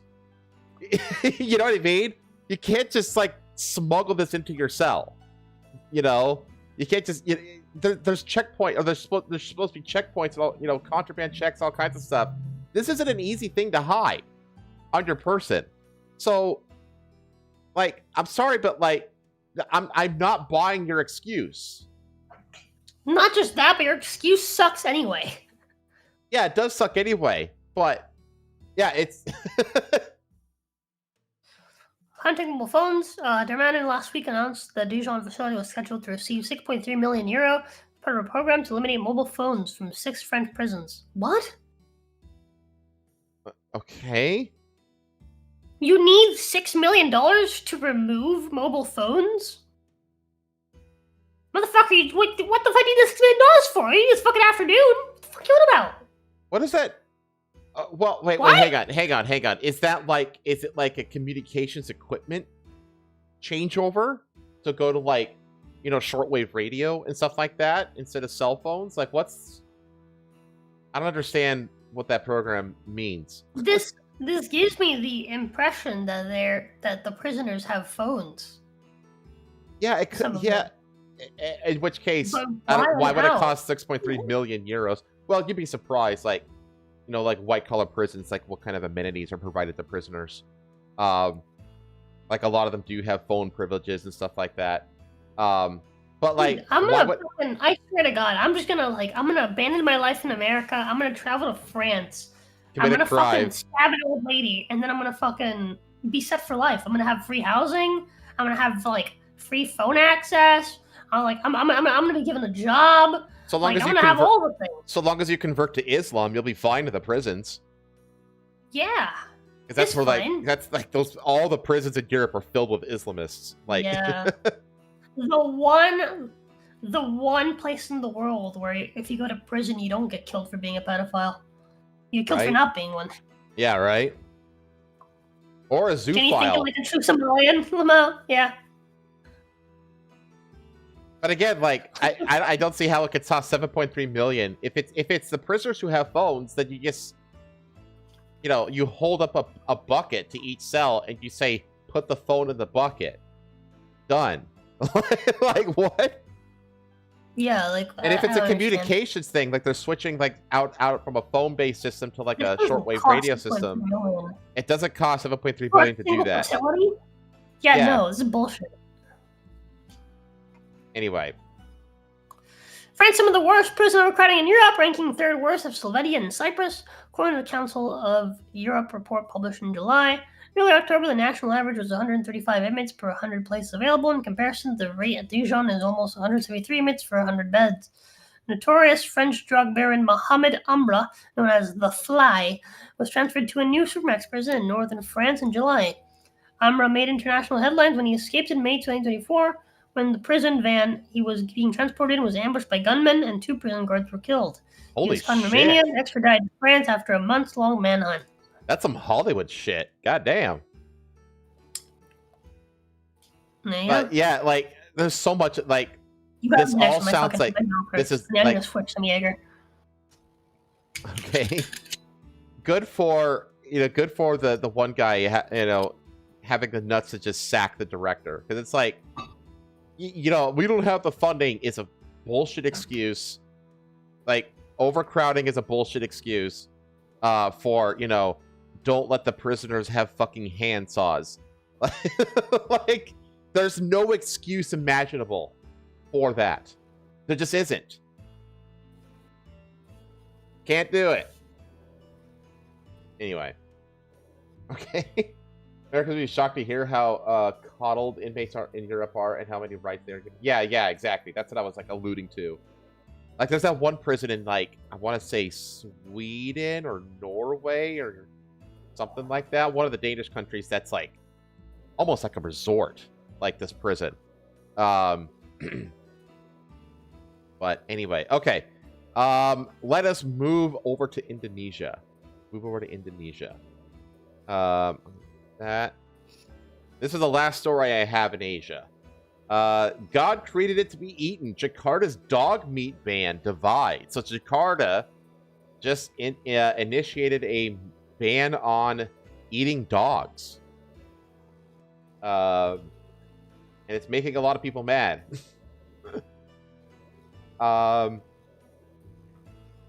Jakarta, Indonesia. Sitting in an empty Jakarta stall, Alfindo Hutagaul gobbled down some rice, green sambal, and grilled dog meat, a meal that is now banned in the Indonesian capital. The Muslim-majority archipelago is one of a handful of countries that still permit the sale of dog and cat meat. Cat meat? Ugh, man. I'd eat dog before I'd eat cat. But it can't I've had a cat. I haven't had a dog. Let's see. Dog and cat meat, but a campaign against the practice has been gaining ground in recent years. While Muslims do not eat dog meat, it is popular in some of Indonesia's other communities. This week, Jakarta's authorities announced a ban in the capital on trade for the consumption of rabies-transmitting animals, including cats and dogs. The prohibition, with a 6-month grace period before enforcement begins, was hailed by animal rights groups who have long lobbied against the trade. But for Alfindo, who spoke to AFP before the ban was announced, there should be no such prohibition. God created it to be eaten. Don't only look for the negative side, but also look for its benefits too, the 36-year-old told the AFP. Dog and cat meat are not widely consumed in Indonesia, but in some communities, canine meat is considered a home remedy for dengue fever. The trade can't be eliminated suddenly, said another consumer, 43-year-old Sungal Sagala, who described dog meat consumption as tradition for some communities. The Tuesday announcement by Jakarta's governor covers trade for consumption of all rabies-transmitting animals, including bats, monkeys, and civets? I don't know what that is. What is a civet? I have no idea. What the hell is a civet? Civet. What is? Question mark. It's a cat. A small nocturnal cat-like mammal. Okay. Not all critters are equal. I agree. Yeah, exactly. Not, yeah. This is a real... Facts. Real. This is a real example and real commitment for the Jakarta government as a global city that also advances animal welfare, said Barry Fernandez of the Dog Meat Free Indonesia coalition that lobbied for the ban. The move does not extend to other regions where consumption remains popular, but might encourage similar moves, she said. A poll commissioned by DMFI in 2021 found that 93% of Indonesians rejected the dog meat trade and wanted it banned. Yet a DMFI study the following year estimates that 9,500 dogs, mostly wild animals caught on the streets, were brought into Jakarta for consumption that year, mostly from West Java, where rabies is endemic. Oh my god, rabies is endemic? That's a fucking terrifying place to live then. Nationwide figures for dog and cat meat consumption are not available. Jakarta has been officially rabies-free since 2004, one of 11 Indonesian provinces with that status. The ban was one of the efforts to maintain that, to the capital's Food Resiliency, Maritime, and Agriculture Agency head Kasadungan Sidabalak. While it is no longer common to see dog meat sold openly either at markets or restaurants, he said 19 restaurants still serve the dish, and at least 2 slaughterhouses are operating, expressing hope the new regulation would minimize such practices. It's not an easy step because it is a habit or perhaps a culture for certain communities, which we hope can change. The act of slaughtering or consuming dog meat is still risky as it can transmit rabies to the slaughterers or consumers. Jakarta's government will publicize the ban during the 6-month grace period, after which violators face sanctions ranging from written warnings to revocation of business licenses. Hasadungan to the government is preparing rules that detail further enforcement and sanctions against violators. Indonesian laws on food and animal husbandry do not explicitly ban the consumption of canine and feline meat, but a 2018 directive issued by the Agriculture Ministry stated that dog meat is not categorized as food. Huh? Okay. That's okay. Some regions have already imposed their own bans, leading to arrests of traders. In the central Javan city of Semarang, which banned the trade in 2022, authorities last year intercepted a truck carrying more than 200 dogs bound for the slaughterhouse and arrested 5 people. In Jakarta, increased oversight by authorities has already effectively forced the trade underground. Restaurants that once openly advertised dog meat dishes no longer do so, nor will owners speak to outsiders about the trade. Meat is also no longer sold openly in markets. The taboo around the trade, it means that only trusted customers can buy it, and the meat is now more expensive than beef, said Sungul. Even before the ban, the fact is that purchasing dog meat is like looking for drugs, he said. There have been no explicit plans for how to deal with animals that may no longer have buyers. A similar ban on dog meat in South Korea has caused problems for traders left with animals that can no longer be sold and are not easy to rehome. And Alfindo argues dog meat fans might even be forced to prey on Jakarta's stray dog population if the ban is enforced. The government should rethink the policy, he said after finishing his dish. Oh no! So, if the ban is forced, I'll have to eat stray dog instead of eating actual food.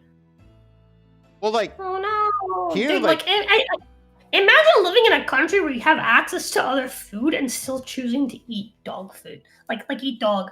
What the fuck, man? well, I mean, it is like all across mostly Southeast Asia, but like, you know, like the most well-known country that's had like a thing about eating dogs is China. Yeah. And it's still eaten in China, and not really in the cities. It's mostly like a rural kind of thing. But like it's in Cambodia and Vietnam and all those countries. It's like it said, South Korea was also a place for it.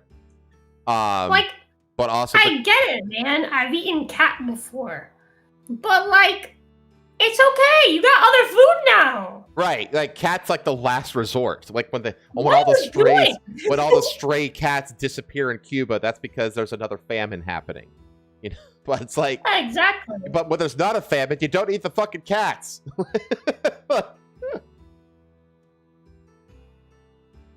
But I know that like this has like, but this is a trend though. Like the whole stereotype of like, you know, Asians eating dog meat. Not the Japanese, by the way. Japanese, like they kind of like skipped on that culture. But dogs aren't really that prevalent in Japan anyway, from what I could tell. Some people had dogs, but the vast majority, it was like, because I went to like a lot of like festivals and places where like locals would like hang out and, you know, and that kind of stuff. Very, very few of them had dogs. Very, very few of them. And if they did, I think out of all of the dogs that I saw in Japan, only one was a big dog. All of the other dogs were like little tiny dogs. So like Japan like skipped out on this part of Asian cuisine, I guess you could call it. But like I was saying, that like all across Southeast Asia, China, Cambodia, all these countries, like it is a real thing, although it's kind of like smoking, where it's like becoming more and more taboo, and it is like going out of fashion, and it's not nearly as common as it used to be. The younger generation isn't about it. Yeah, exactly. So, but yeah, I mean, like, man, like I know that like in Russia they eat horse, and like horse is like it's like I want to say it's like a delicacy in Russia.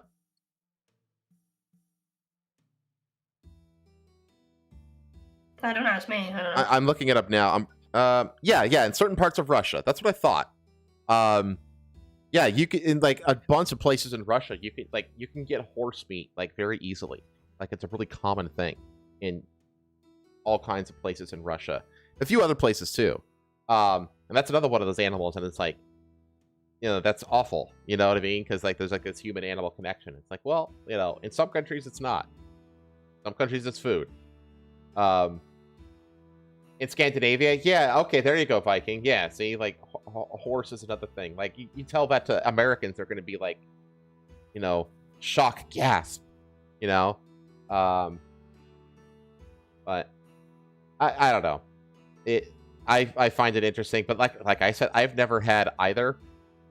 But I have heard that certain dogs can be a good meal. I've only ever had cat. What does cat and taste like? I don't know, because I don't know what instance of me eating food in Cuba was me eating cat. Oh. I just know that I have, because it's one of those things where like I found out later. Right. Because my great aunt was like, "You're cool. You seem to not give a fuck about anything. I'll tell you about this." And I was like, "Wow, you fed that to my mom and she doesn't know?" And she's like, "Yeah, I fed it to you too." Oh.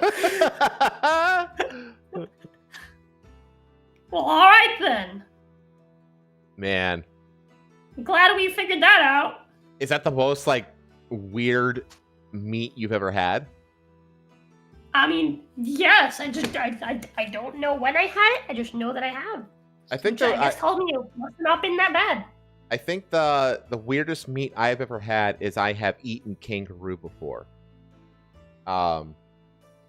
When I was in Australia, this is way back when I was in high school. So this is like back in the late 90s. We spent the day at a local like nature preserve, where you get to like, you know, pet the kangaroos and hold the little roo babies and stuff like that. And then that evening we ate them. You ate the babies? Not the same kangaroos. But we had kangaroo burger for dinner that same night, which was a little yeah. It's not like picking the lobster out of the thing for you to eat. Yeah. It's not like it wasn't like that. Have I told you the story about the time that I befriended a duck and a pig in Cuba? Okay. I'm sure I've told this story, but when I was a kid, I loved animals. I mean, we drove hours to go out to like my great uncle's ranch, and fucking when I was there, I caught a duck, and I was like, "This is my duck. This is my friend. He's my duck." Oh, I know the story now. Yeah. It was we brought a duck, a chicken, and no. Did we bring the pig? Yeah, I think we brought the pig. The pig was already dead. I think they killed that one before we got there. Yeah, we brought some pig meat in the back of the car. But we brought the chicken and the duck alive. We brought it on the way, and they were my friends the whole car ride. Right, like multiple hours in the car. They were my best friends. Okay. And then fucking, we got there, and I was like, all right, Rosa, you ready to make dinner? And my uncle killed the fucking duck in front of me. Oh, it's traumatizing. But yeah, I remember I cried until I tasted it, and then I was like, this is pretty good. Honestly, though, it is a good lesson. It is a good lesson to like see like the meat that you eat on a day-to-day basis. It is a good lesson to like see those animals get slaughtered. You know what I mean? Like, yeah, it makes you respect it more. You know what I mean? Yeah, there is like, I feel like a lot of the like, you know, vegan fucking morons are like, oh my god, these people, they just slaughter these animals, and oh my god, I can't believe they do this, I refuse. It's like, all you're doing is wasting the food that's being butchered anyway. Yeah. Like, this is the fucking circle of life. Are you gonna go out into the wilderness and start like did you give a fuck about the deer? They get murdered by fucking wolves? Do you care about that? By wolves and coyotes? Mm-hmm. You care? Okay, why aren't you going out there and fucking killing the wolves then? Right. It's cruelty, right? Okay, cool. Asking human beings, carnivorous animals, omnivorous animals, to not continue being the apex predator in you know, the global ecosystem and eating meat is cruelty to a form of life. Like, what the fuck are you on about? You're an idiot. Yeah. Like, it's an emotional denial of the reality of nature. That's all it's what it is. Like, no, it's like, yeah, like, you know, I'm gonna bring up the Bible here, you know, because, you know, silly Christian me. You know, God says to be good stewards of the planet, and that means to basically use the resources available. And a big portion of those resources are animals. You know, use them for meat, use them as beasts of burden, use them, you know, animals are meant to be cultivated as tools, essentially. And you're just meant to be good stewards at, you know, and be, you know, of said, you know, of the animals as you use them appropriately, essentially. And it's like, yeah, like, meat is a part of that. It's just, it is what it is. So, yeah. I think somebody asked me what kangaroo is like. Where is it? Yeah, kangaroo must be tough like rubber. It's I don't know about rubber, but it is very gamey. It's very gamey. It reminded me a bit of venison, actually. It tasted similar to venison. Sense. There's a kangaroos are basically fucking like biped deer. They kind of are. And the interesting thing about it, though, is that there's like a slight natural sweetness to it. And I honestly, right now, because it was so long ago, I can't even think of the way it tastes right now. But since I ate it, I remember the way I described it, and I've always described it as gamey, kind of stringy, a little stringy, and it's got like this interesting sweetness to it that you don't get in other meats. So yeah, it's an interesting, it's a good burger. It's a good burger, not gonna lie. Let me see here. Let's see. Only the Comanche respected the horses enough to use them correctly. Yeah, and India, like, you know, yeah, they were conquered or whatever because they were stuck in the Stone Age, but they did have, I feel like they did have a good attitude towards, like, you know, like the Indians have like this very much, it's like use every part of the animal kind of belief. Because all, you know, animals are just basically gifts from the heavens, essentially. So it's like it's Yeah. it's disrespectful to let any part of the animal go to waste. It's a good mentality to have, yeah. That's a good attitude. That's a good attitude. It makes you respect the kill, respect like what you're killing, even though the Indians like were like killing the buffalo into extinction before the Americans got there. But that point aside, you know, they had a really good culture of like not letting any part of an animal go to waste, which is that's a good thing. Probably better than Wagyu, maybe. I don't know. I doubt it's religious necessity. Well, I think it's a bit of both.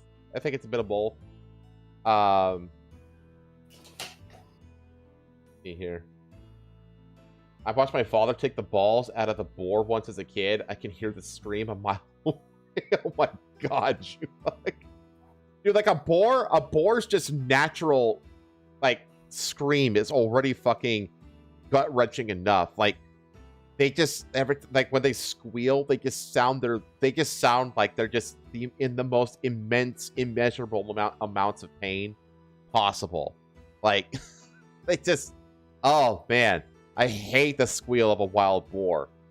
So like, watch one actually like get castrated like that. Jeez, yeah, those squeals must have been fucking traumatizing. Trying to think of anything else I've had. I have had rattlesnake before. What else? I've had Burmese. Okay, yeah. Okay. I bet they taste similar, honestly. And I've had gator. Yeah, like kind of fishy. Like fishy chicken to describe it. Yeah, they're fishy. It's like fish, but it's like stringy. Yeah. That's what rattlesnake was, at least. Not so stringy for gator. But I wouldn't know anything about gator. I think so much like that. I have not had gator. I guess I should, because I know you can get gator burgers down here in Florida. Okay. Let's move on to let's move. You know, I just mentioned Christianity. Let's stay on that topic. So, we have an AI story. The #1 Christian artist topping the charts has no soul thanks to AI. The devil is in the details. Fucking crazy. An AI-generated Christian artist named Solomon Ray has taken the gospel music world by storm after topping the iTunes and Billboard charts with his album Faithful Soul. Described as a Mississippi-made soul singer carrying a Southern soul revival into the present. God, all this sounds so painfully generic. On his Spotify profile, Ray made waves after releasing the 5-song EP on November 7th. The record rose to #1 on the iTunes Top 100 Christian and Gospel Albums chart within days, and 2 songs from the project, Find Your Rest and Goodbye Temptation, currently sits at #1 and #2 on Billboard's Gospel Digital Song Sales chart, respectively. And then here's some of the lyrics. Lord, I'm tired from all this stressing, too weak to count my blessings. I ain't got time for window dressing, just trying to keep my soul intact. Ray's song Find Your Rest, which has nearly 1 million listens on Spotify, begins. I've been running hard, feet on fire, dreams and duty tangled in wire, but then my strength starts slipping away. I hear your voice saying. The generic tune, yeah, it's extremely generic, which is rooted in the soul and gospel traditions, continues. Look at these AI pictures of this guy. Like, these are obviously AI too. Why'd they make him black? Huh? Why'd they make him black? Because he's like a soul singer man. Plus, the guy who made him was like a white R&B artist. Leave it to a white man to create his his slave. The song's chorus lacks the creative choices, heart, and soul that listeners hear in popular human gospel singers like Brendan Lake, Forrest Frank, and Tori Deshawn. Don't grow weary in well-doing. Get those problems off your chest. Cast your cares on my shoulders, and I'll give you rest. The chorus goes. Ray is depicted in several AI images and videos as a man wearing a gold cross necklace, a white-collared shirt, a suit, and a tan fedora. With a voice like weathered velvet and a storyteller's cadence, he sings as if he's testifying from experience. Part Sunday morning conviction, part Saturday night grit. The varied artist Spotify profile notes. All this is just so painfully generic. But that's the thing. That's the thing about it, though. All Christian music is generic. Like, I hate it. Personally, I hate Christian music. Because it's so painfully uncreative and boring and... Do you want to hear good Christian music? I have one artist I can recommend. One? Okay. Go for it. It's a rap artist. Oh, really? Yeah. You've never listened to NF? NF, no. Okay. You should look up his music.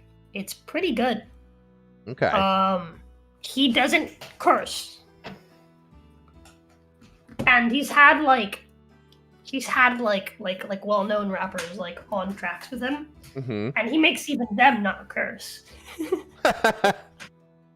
That's totally fair, though. That's totally fair. If you're gonna collab with me, then you're going to like adhere to my brand. You know what I mean? Like that's exactly. that's totally fair. But yeah, dude makes absolutely amazing music, and he actually released an album recently, which, judging by some of the lines and just the general tone of the album, which is half the songs are not rap. I think he's moving away from rap, but yeah, he's got great music. Okay. Jumbo knows what I'm talking about. Yeah, people in the chat know who he is. Like, I have no clue. I don't really listen to music in general, though. That's just me. So, fair. I'll look him up. However, Ray did not appear out of the blue. Conservative hip-hop artist Christopher Topher Townsend identified himself as the man behind the machine in a video shared to Instagram on November 19th. But Ray's success in topping the iTunes and Billboard charts has sparked a debate in the gospel community and beyond regarding the ethics of using AI to create music. Forrest Frank, whose hit song Your Way's Better reached #1 on Billboard's Hot Christian Songs chart earlier this year, took to social media to argue that Ray doesn't have a soul, and therefore Ray's songs don't count as art. At minimum, AI does not have the Holy Spirit inside of it, Frank 30 said, so I think that it's really weird to be opening up your spirit to something that has no spirit. Townsend later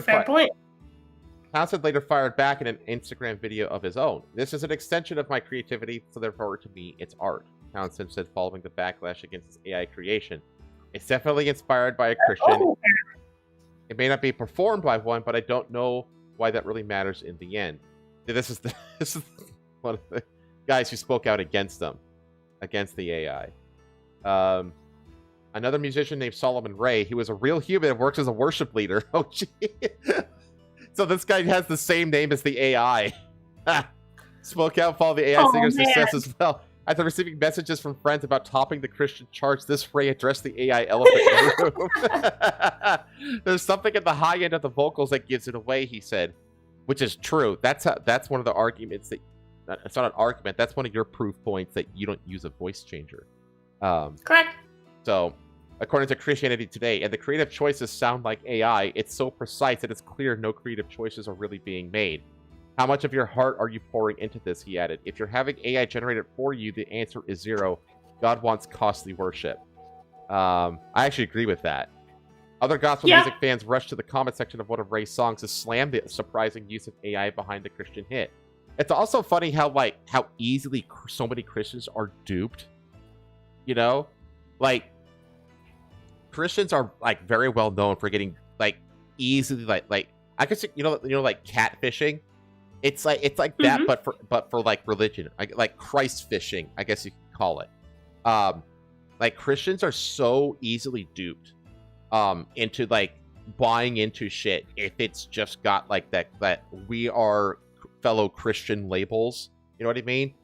Like, yeah, it's so annoying. And I look around me too. This is why I'm not like I don't like wear my religion on my sleeve or like hang out with like a ton of other like super religious people, because it's just like it gets exhausting, like dealing with so like a lot of the dumb shit in Christian circles. And there's also this like a very weird, like almost like embracing of AI and like a big chunk of Christendom. They used it in the Charlie Kirk memorial. They had like an AI message from Charlie Kirk, like beyond the grave, addressed. Yeah, I hate that. Dude, I hate that's such like a huge fucking like. To me, that's like to me that's like sacrilegious. Is what that is. Yeah, yeah. It's just like it's such a huge betrayal of like the human soul. Yeah. Behind, like that person. But there's there's companies out there that what they do is they provide like AI like messages from like past loved ones to give like during eulogies and shit like that. And I'm just like, how easily so many Christians are duped by like just obviously bad people and nefarious businesses and just unchristian businesses and stuff like that. It's kind of wild. Like, it's like it's so fucking easy to like get a Christian to like think that really like subpar or mediocre stuff is like really good just because it's about God or something like that.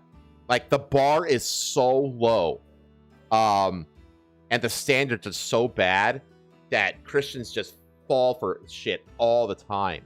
I'm gonna out my mom a little bit here because she fell prey to this. Damn. Way back in the 2000s, I think it was in the 2000s.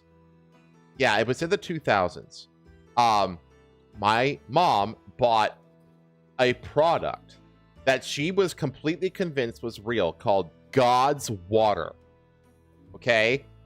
This was a service that sent you a very special formula that was provided to the makers of this water by God himself, as they advertised, as like the perfect life-giving water, essentially.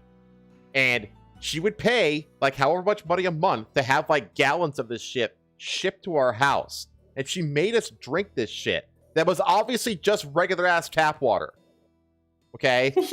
Like, it was such an obvious fucking scam. And my mom did eventually catch on to it because they changed the formula down the line somewhere.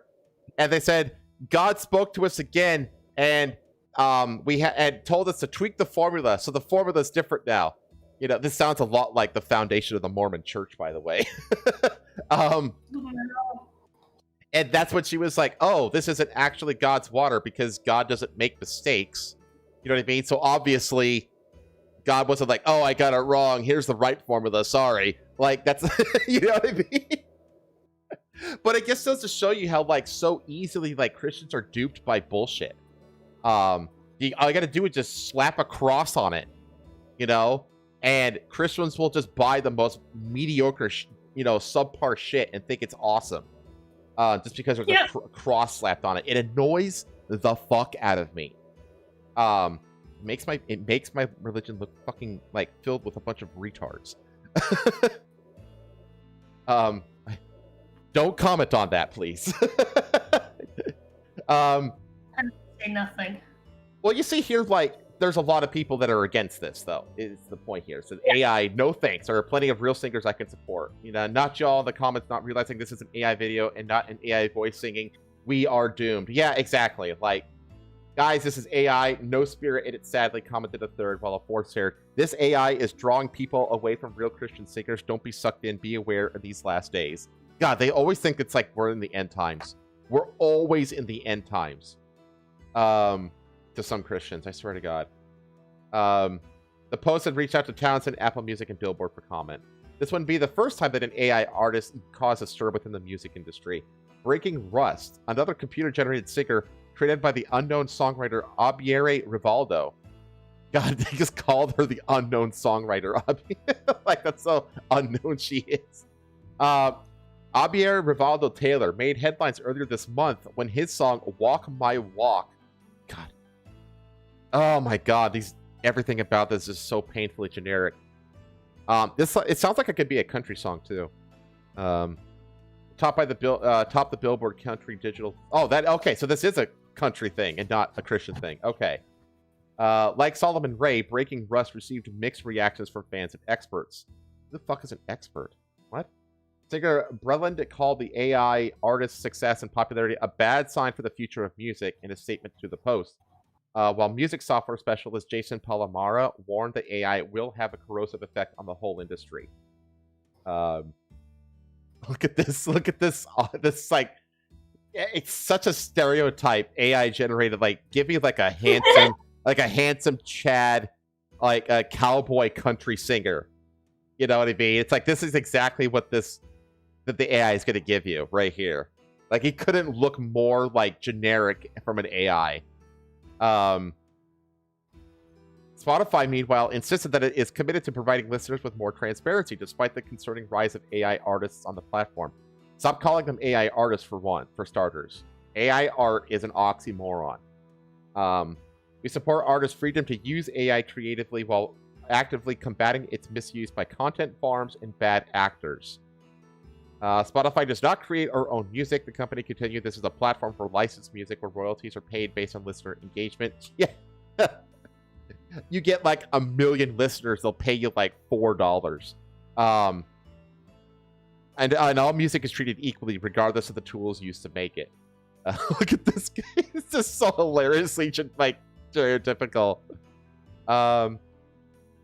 As for Billboard, they acknowledged that neither Solomon Ray nor Breaking Rust would be the first computer-generated artist to chart in recent months. AI music is no longer a fantasy or niche curiosity among internet sleuths. It's here, and it's already beginning to have an impact on Billboard's charts. In just the past few months, at least 6 AI or AI-assisted artists have debuted on various Billboard rankings. That figure could be higher as it's becoming increasingly difficult to tell who or what is powered by AI and to what extent. Yeah, you need to start putting up fucking verification systems. You can't just let people just post freely willy-nilly. You gotta like have some kind of verification system. Like because like YouTube did that. Like there's a thing on YouTube whenever you like schedule or post something, it asks you like if your content has, it's like a list of 3 things. It's like original content that's been like heavily manipulated or whatever, or I can't remember. There's like a few other things, but like it's basically trying to like see if like what you're posting is original or not, or if it's like AI and that kind of stuff. Like it actually does have those in the YouTube creator whatever you call it, the back end. But here's a thought experiment though, because it sounds like he's literally just letting the AI come up with everything, like the lyrics, the song, everything. What if a real person came up with all the lyrics and then fed that into an AI? Would that still be like soulless? Mm-hmm. I don't either. I don't know. What does chat think? Like, where's the line drawn, basically? I guess the question is like, what? Like, do you consider writing art? Do you consider just the singing art? Do you consider all of it together art? Is it still art if only part of it is art and the rest of it is generated?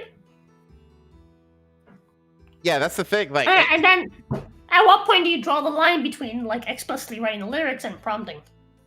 Right. And it's like at what level? And if it's like, okay, if you're just prompting, like, well, you know, there's a lot of complex prompts that you can give in there, and like, if you, let's say you like tell it to come up with the lyrics, and then you go in, like, this is what I did. Remember those parody songs that I made about video games from months and months ago? Yeah.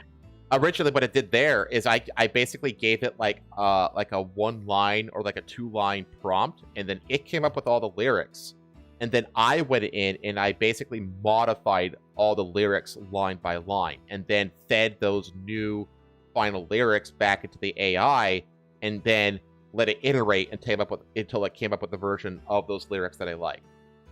You know, so it's like, is that like at what level? You know, is the line drawn there? Because it's like, because there's a whole thing about the final, you know, a lot of people support AI without realizing it, because artists are implementing it into their pipeline, even if the final product isn't an AI-generated image. AI was used in the pipeline, like for concepting, for example. You know what I mean? To come up with that final image. So it's like, is that against the AI rules? Because people seem to only get mad when the final product is made by AI. You know? People don't seem to get mad if AI is used extensively up until the point of final product, and that the final product is made by a real person. So I don't know. Like, there's a lot of like questions that could be, you know, asked about where the line is drawn. It would be part soulless like gingers. Calling an AI artist an artist is like calling a conductor a musician. I get what you're trying to say, but it's still wrong. Yeah, I kind of agree. It's like you're I'm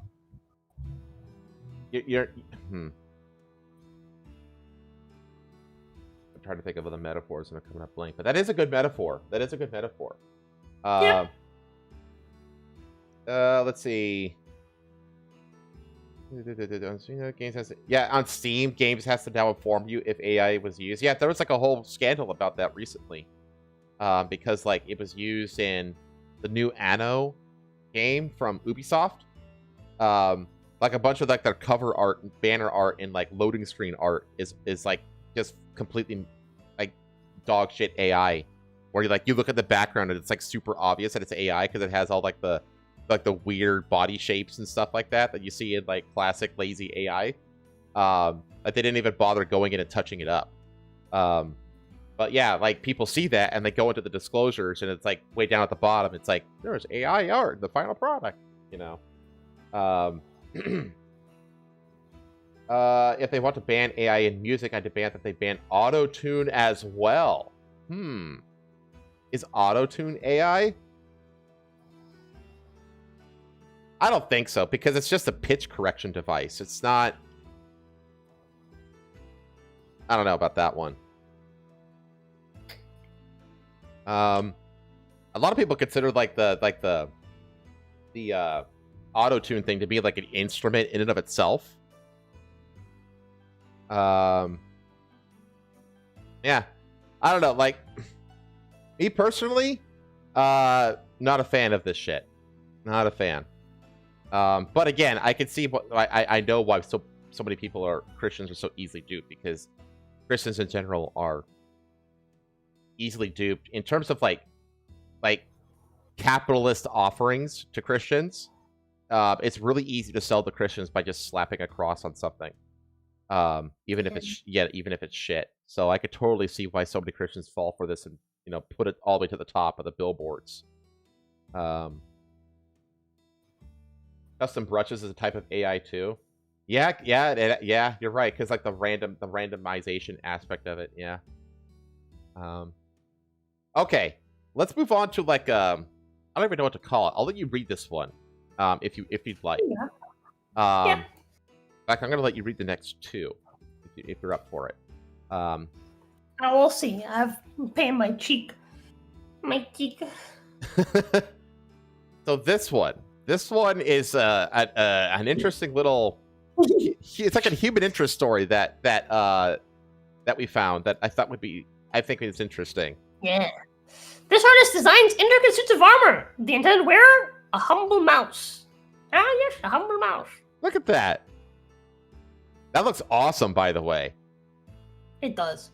It's even got the little fleur-de-lis in the ears. Looks great. Yeah. Very intricate. Suits of plate armor were developed back in the Middle Ages. They served as protection during battle, but they also became an art.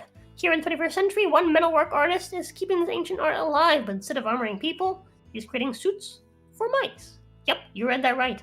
Jeff DeBoer. He's Jeff, the African farmer. Oh yeah, you're right. Gilles DeBoer.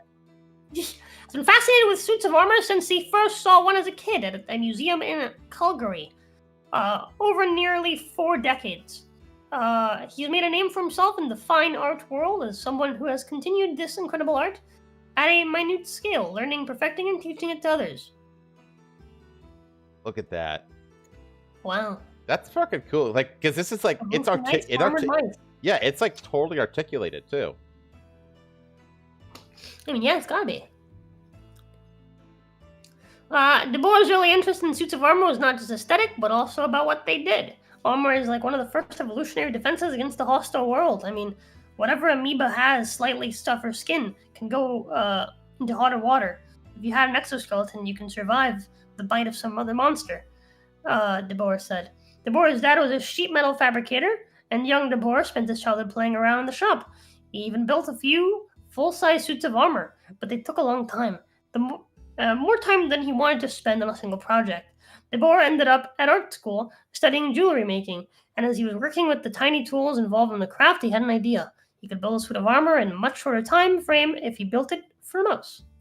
I just remember handing that mouse in, and the teachers were silent, and they said, "Jeff, I don't think you have to worry about making jewelry anymore." His professor's faith in the viability of this artistic pursuit proved correct. While still in school, De Boer took his mouse armor to local galleries and booked his first commercial exhibition, which led to another, and then more sales and commissions. Though he still makes the occasional piece of jewelry or sculpture primarily, he's established a career in making mouse armor, with some cat suits as well. Ooh, that sounds cool. I want to see that. That's what you need to do. Yeah.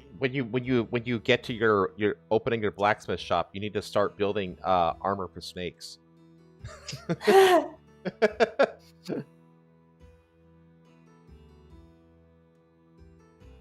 This is cool. I bet there's a video. I would like to watch it. Yeah, I bet there's a video on it somewhere. Yeah. Like honestly, like if I ever like decided to like seriously take up like woodworking or something, I would do similar things. I would like one of the things that I thought about doing in the future is take up like trying to make cuckoo clocks. I think that'd be it would take a lot of practice though, because that's like if they had to like have an idea of like clock making, you know, first, and then you have to like learn like gear mechanics, and then you have to learn like how to put it together with like artistic things and stuff like that. Like a cuckoo clocks, like as a novelty, as much of a novelty as they are probably require some of the most technical like craftsman knowledge in the world to be able to make a cuckoo clock. Like you have to be like a master at so many different things to be able to do that. It's anyway, continuing. Yeah. You get those messages on social media, says Boer. It's just like the big why. Why? Well, you know, why make anything? Yeah. That's his main answer. That mouse armor is no less practical than, say, a pendant. But when you press him further, he says he's drawn to the themes these works allow him to explore. For example, the theme of the underdog, or the protection we all need to survive, or the relationship between those with power and those without. As a small-scale artist, the Boers often felt like the little guy, and he kind of identifies with the mouse. He thinks a lot of people feel that way as they navigate the world. The idea that the mouse could find an edge, that it could put on a suit of armor and go out there, and maybe make a difference. I think that is what we are all dreaming about, he muses. What would be all of our personal armor these days? And what would be our quest? What a like creative like mindset to have, right? Like what a like bro's got like a whole little fantasy in his head for these like little suits of armor, and I respect it. Yeah, I 100%. I 100% like respect the hell out of this guy. Scaling down also gives him more opportunities to play around. The mouse armor, which we should note, De Boer does not put on actual mice, draws upon a wide array of design elements across different cultures. They're inspired by armor traditions from Scandinavia to India to Japan. Oh, I want to see the samurai. I want to see the samurai armor suit for mice. Please. Nice thing with Mouse Tale is that you get to do a whole lot of neat things. You get to explore all the different cultures, all the different forums, and just modify it and compress it, De Boer says. Mm-hmm. Mouse armor for all. He also teaches the occasional class in mouse armor construction, where students from a range of backgrounds learn everything from creating molds, to punching and shaping metal, to the science of forging and soldering. There you go. That's what you needed to attend. You need to go to this guy's class. At a recent master class at Pratt Fine Arts Center in Seattle, students included video game designer Thiago Vidotto, who came to learn the real-world construction techniques that can make his virtual armored characters more believable. To make something real when it's digital, it needs to have imperfections, because nothing's perfect, explained Vidotto. So you have to learn where you can add the distress, where it could be a problem. Wait. Tiago Vidodo. Is that the guy that made... I don't know. It sounds familiar. This is... No, hold on. This is a very particular interest to want to look into for the sake of your game. Right. And that makes me wonder if... He works at his Valve. game happens to be... Oh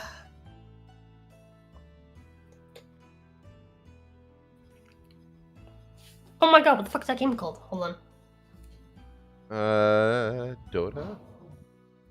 I was thinking of Tales of Iron, but Tales of Iron is not made by Valve. No. So I don't know then. I don't know. Oh well. I'm going through his Twitter right now. Like he does look, he does like a lot of like handcrafting. Like he builds this, cool. He does sandblasting, and he makes the molds and stuff like that. You see, he's got like, you know, machining tools and stuff like that. So like he's very much into like making stuff for real, and then like you know, that's pretty cool. That's pretty fucking cool, actually. Good mindset to have as well. Yeah, it isn't just he doesn't just sit at a computer and just designs it digitally. Like he tries, like he goes out of his way to like experiment with stuff IRL. So that's cool. Anyways, here. Student Laurie Rebecca signed up because as a new artist, she wants to improve her metalwork technique, and also because it's mouse armor. Right? I really appreciate the whimsical nature, said Rebecca. Like, it's just there to be enjoyed. Deborah hopes that reviving this ancient art to create these tiny metal-clad mice will bring enjoyment and delight, and possibly inspire people to suit up and slay their own dragons. Very cool. I would like to build desk shelves and standing cabinets. Sadly, don't have the money to get started. They made cock rings. No, it's very much a novelty, you know. But like, so are most hobbies. You know, that are in terms like crafting hobbies in general are very much novelty.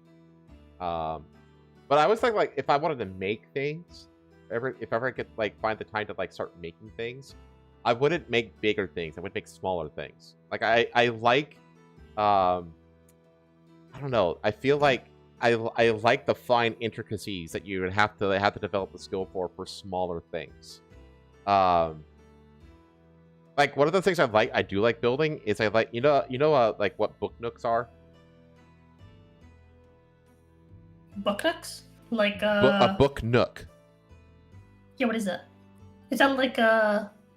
It's like the little thing you put on the ends of books so that they stay upright. It's this. They're tiny little scenes, like lit up scenes. Oh no, I've not seen this. That you put like between books on bookshelves and stuff like that. That's pretty cool. I built one of these on stream actually, like way back when I was stealth. Oh streaming. Wow. But like I love stuff like this, like these little small, intricate builds. Like this to me is a lot is fun. I wouldn't want to build like big things like desks and stuff like that. I don't have an interest in that. I would build novelty small things like this. Probably why I'm like so fascinated by cuckoo clocks. So, and plus my now late grandfather is was like a really good woodcrafter. Like he could build big and small, and he had all the tools to do it too. Like he built, and it's still at my parents' house to this day.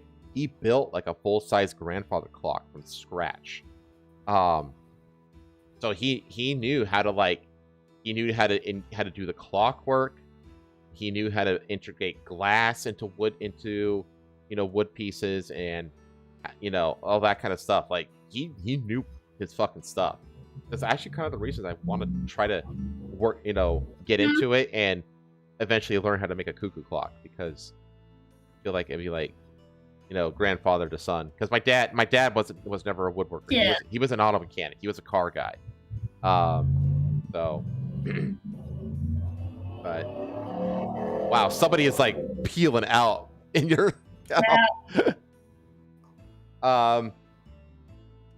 Okay, let's talk about the article that you brought up last time. That we didn't get to cover. This is so great. Scotland forever. Wait. Villain says that he has a wooden gun cabinet built by my great-grandfather as a wedding gift for my grandfather, and 2 bookshelves built by my grandfather. That's cool. I have a pencil box that my granddad built. My parents got a grandfather clock. I got a pencil box, chat. Anyway, back to Scotland. Scotland forever. Or whatever. Anyways, Scotland fans' celebrations against Denmark caused a very small earthquake in Glasgow.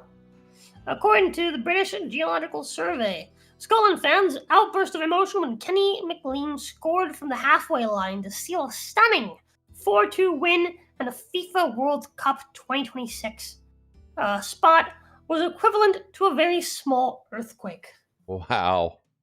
Also, scoring from the halfway line? Holy shit. They must have caught that goalie fucking way too far out front. That's wild. It was not only Hampden Park that was shaking when Scotland scored twice in stoppage time against Denmark on Tuesday to book its place to the World Cup for the first time since 1998. Oh, the wow. You know what stoppage time is? That means the extra little bit of time after a tie, I believe, right? Well, no. It's not after a tie.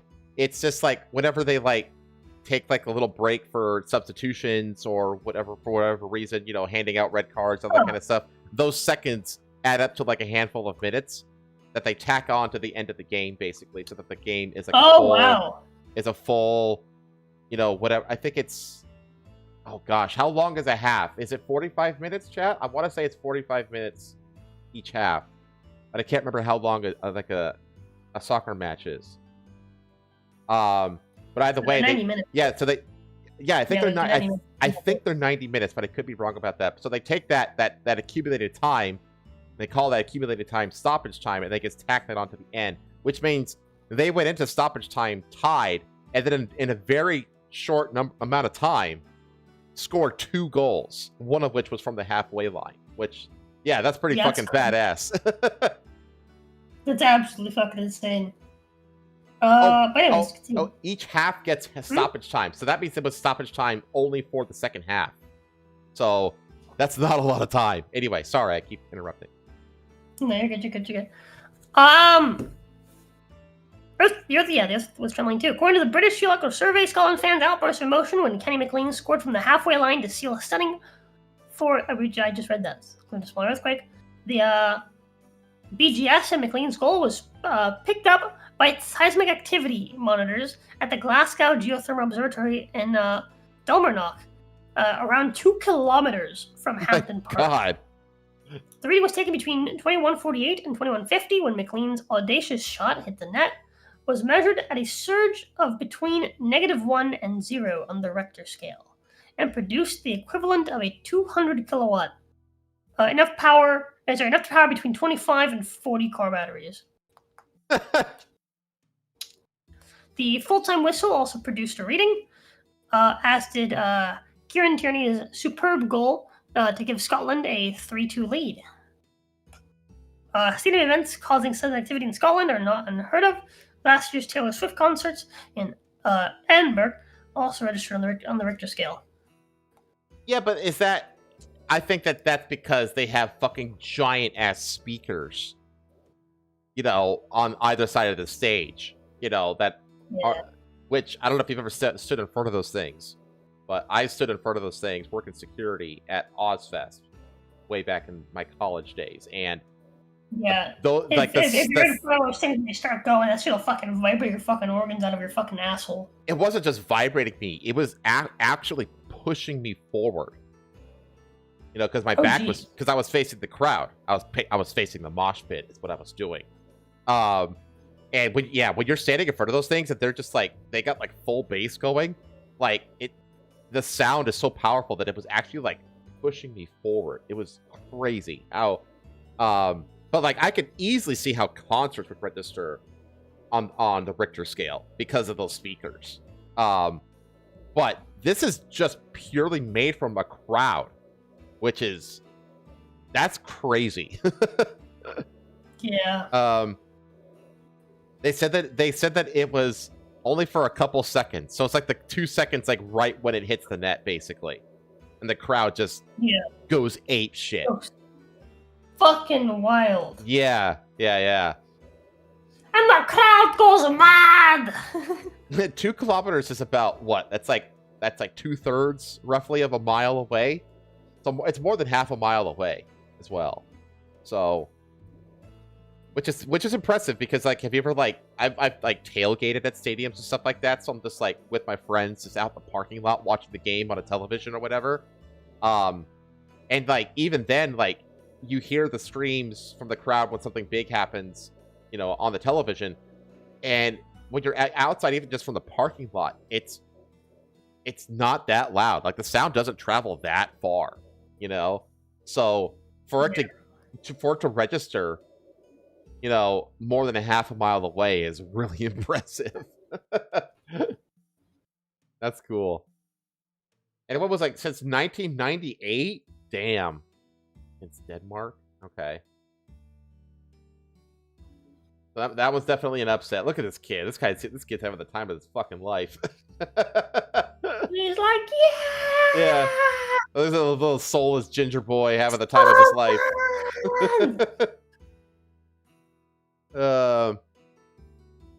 Okay, let's stay in Europe. We have even more Greta Thunberg news. Oh boy! Would you like to guess at what it was, or if I accidentally told you already? You told me a little something about it. Oh, okay. It involved green dye. Oh, yeah. Okay. What do you think? What do you think it was involving green dye? Green dye.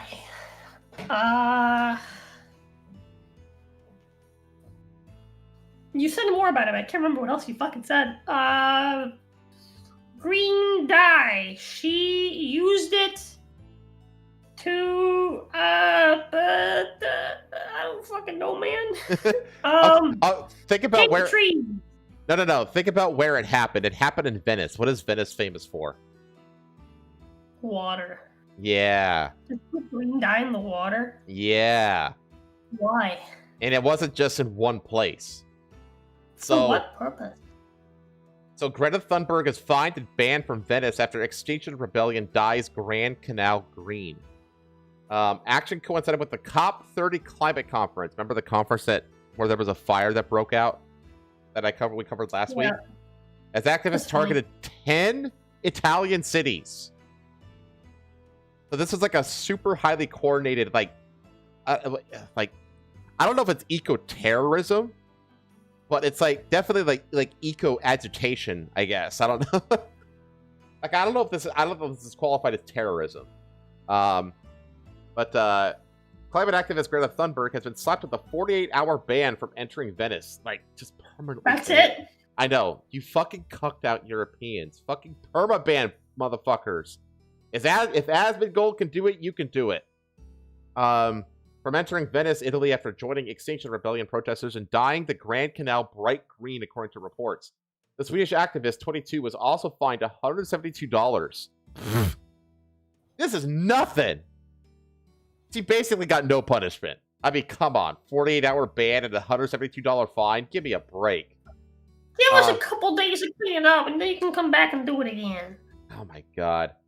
I fucking hate how toothless the EU is. With 35 other demonstrators involved in the action. This is what it looks like. It looks like the ooze from Ninja Turtles. Extinction Rebellion said that the dye used was a fluorescent, non-toxic tracer commonly employed in environmental studies, such as tracking water flows or monitoring leaks. The group reportedly insisted the dye posed no ecological threat. Well, here's a whole problem with that, okay? is that tracer dyes are meant to be used in small quantities. That's like the point of it being a tracer, is that you don't need a lot of it to be able to track the water flow. Like, you know, dump. Like, it's not, you're not meant to dump this volume of a fucking tracer chemical into the water. The group also argued that the summit was designed to draw attention to the massive effects of climate collapse. Oh gosh, as if we don't know about it enough already from you fucks. I mean, I'm sorry, but at this point, everything that fucking these, you know, climate catastrophists do just makes people more and more against them. Like, it convinces people the other way than their goal at this point. Yeah. And claim that Venice is among Europe's most vulnerable cities due to rising sea levels and increasingly frequent flooding. The city's already, like, perma-flooded. That's yeah. What the fuck are you on about? That's not true. That's not true. The water level's in the exact same fucking place it's always fucking been. Yeah, it's such a stupid. Oh my god. Well, it like the city sank a long time ago, and then they've just basically built the whole infrastructure around where it sank to, and it's been there ever since. Thunberg's protest took place just as the COP30 United Nations Climate Conference ended in Brazil, with Extinction Rebellion coordinating actions in 10 Italian cities. They didn't even bother to, like, go to Brazil. Like, fucking armchair activists, man. These included dyeing fountains in Genoa and Padova and turning rivers green in Turin, Bologna, and Toronto. Bologna! The Bologna man. Their banner, quote-unquote, Stop Ecocide, also hung from the iconic Rialto Bridge in Venice, while a silent flash mob of protesters dressed in red veils moved through dense tourist crowds. Veneto Province Governor Lucia Zaia told Thunberg an Extinction Rebellion stunt was a gesture that risks having consequences for the environment. How ironic. Zaia also criticized the action as a disrespectful act towards our city, its history, and its fragility. Extinction Rebellion had also criticized the Italian government under Prime Minister Giorgio Meloni for resisting stronger climate measures at the Brazilian COP30 event. Here's my thing. This isn't the first time that, at least here in America, that we have seen rivers dyed green. There are several cities that do this every single year in America. Want to know why? Why? Because of St. Patrick's Day.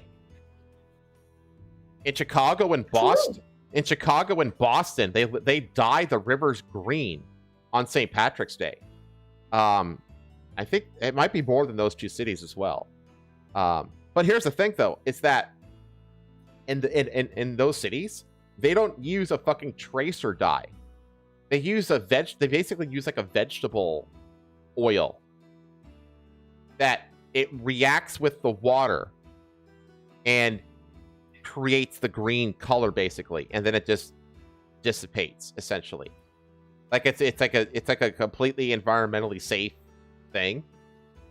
So it's like, why didn't they just use that instead of this fucking fluorescent tracer dye? Like, I swear to God, like, everything that Greta Thunberg does just, like, she's no longer effective at all with, like, in fact, everything she does actually hurts the climate activist types rather than helps. And at this point, like, Greta Thunberg is basically just like a media lolcow, you know? I mean, yeah. Like, does anybody take her seriously except, you know, anymore? Like, doesn't everybody just kind of just point and laugh at her now? Like, who's ever been convinced by Greta Thunberg to become a climate catastrophist? You know, like, not a single person. You'd be surprised. Some fucking retards out there, I'm sure, no doubt. She's a controlled media lolcow? Yeah, probably. Eco-vandalism? Yeah, that's a good word for it. Eco-vandalism. She should have been put in jail. Yeah, well, put in jail, exiled, whatever. Hint, it's stupid. But like every time it's not just her too. It's basically like the entire like Extinction Rebellion and like, you know, all like the eco-terrorist cells out there and stuff like that do this kind of shit. Like, these are the same kind of people who like throw tomato paste like on the painting, on like the Mona Lisa and the paintings in the Louvre, and they're the same ones who use that orange disappearing spray paint on Stonehenge a few months ago. It's the same kind of people. Like they pull these stunts, but like all they do is make people hate them more. Like, Yep. like nobody like. Which, and I think that I have to believe that they're aware of this. You know what I mean? Like, I have to believe that they're aware that like that what they're doing isn't effective and is probably working against them, their own interests. You know, which tells me that they're not really doing it for like environmental awareness. I swear these are just all a bunch of like exercises in narcissism at this point. But maybe I'm just giving them way too much credit. Maybe they're just a bunch of fucking retards. Which is easily believable. But yeah, that's the latest lolcow event involving Greta Thunberg. So there you go.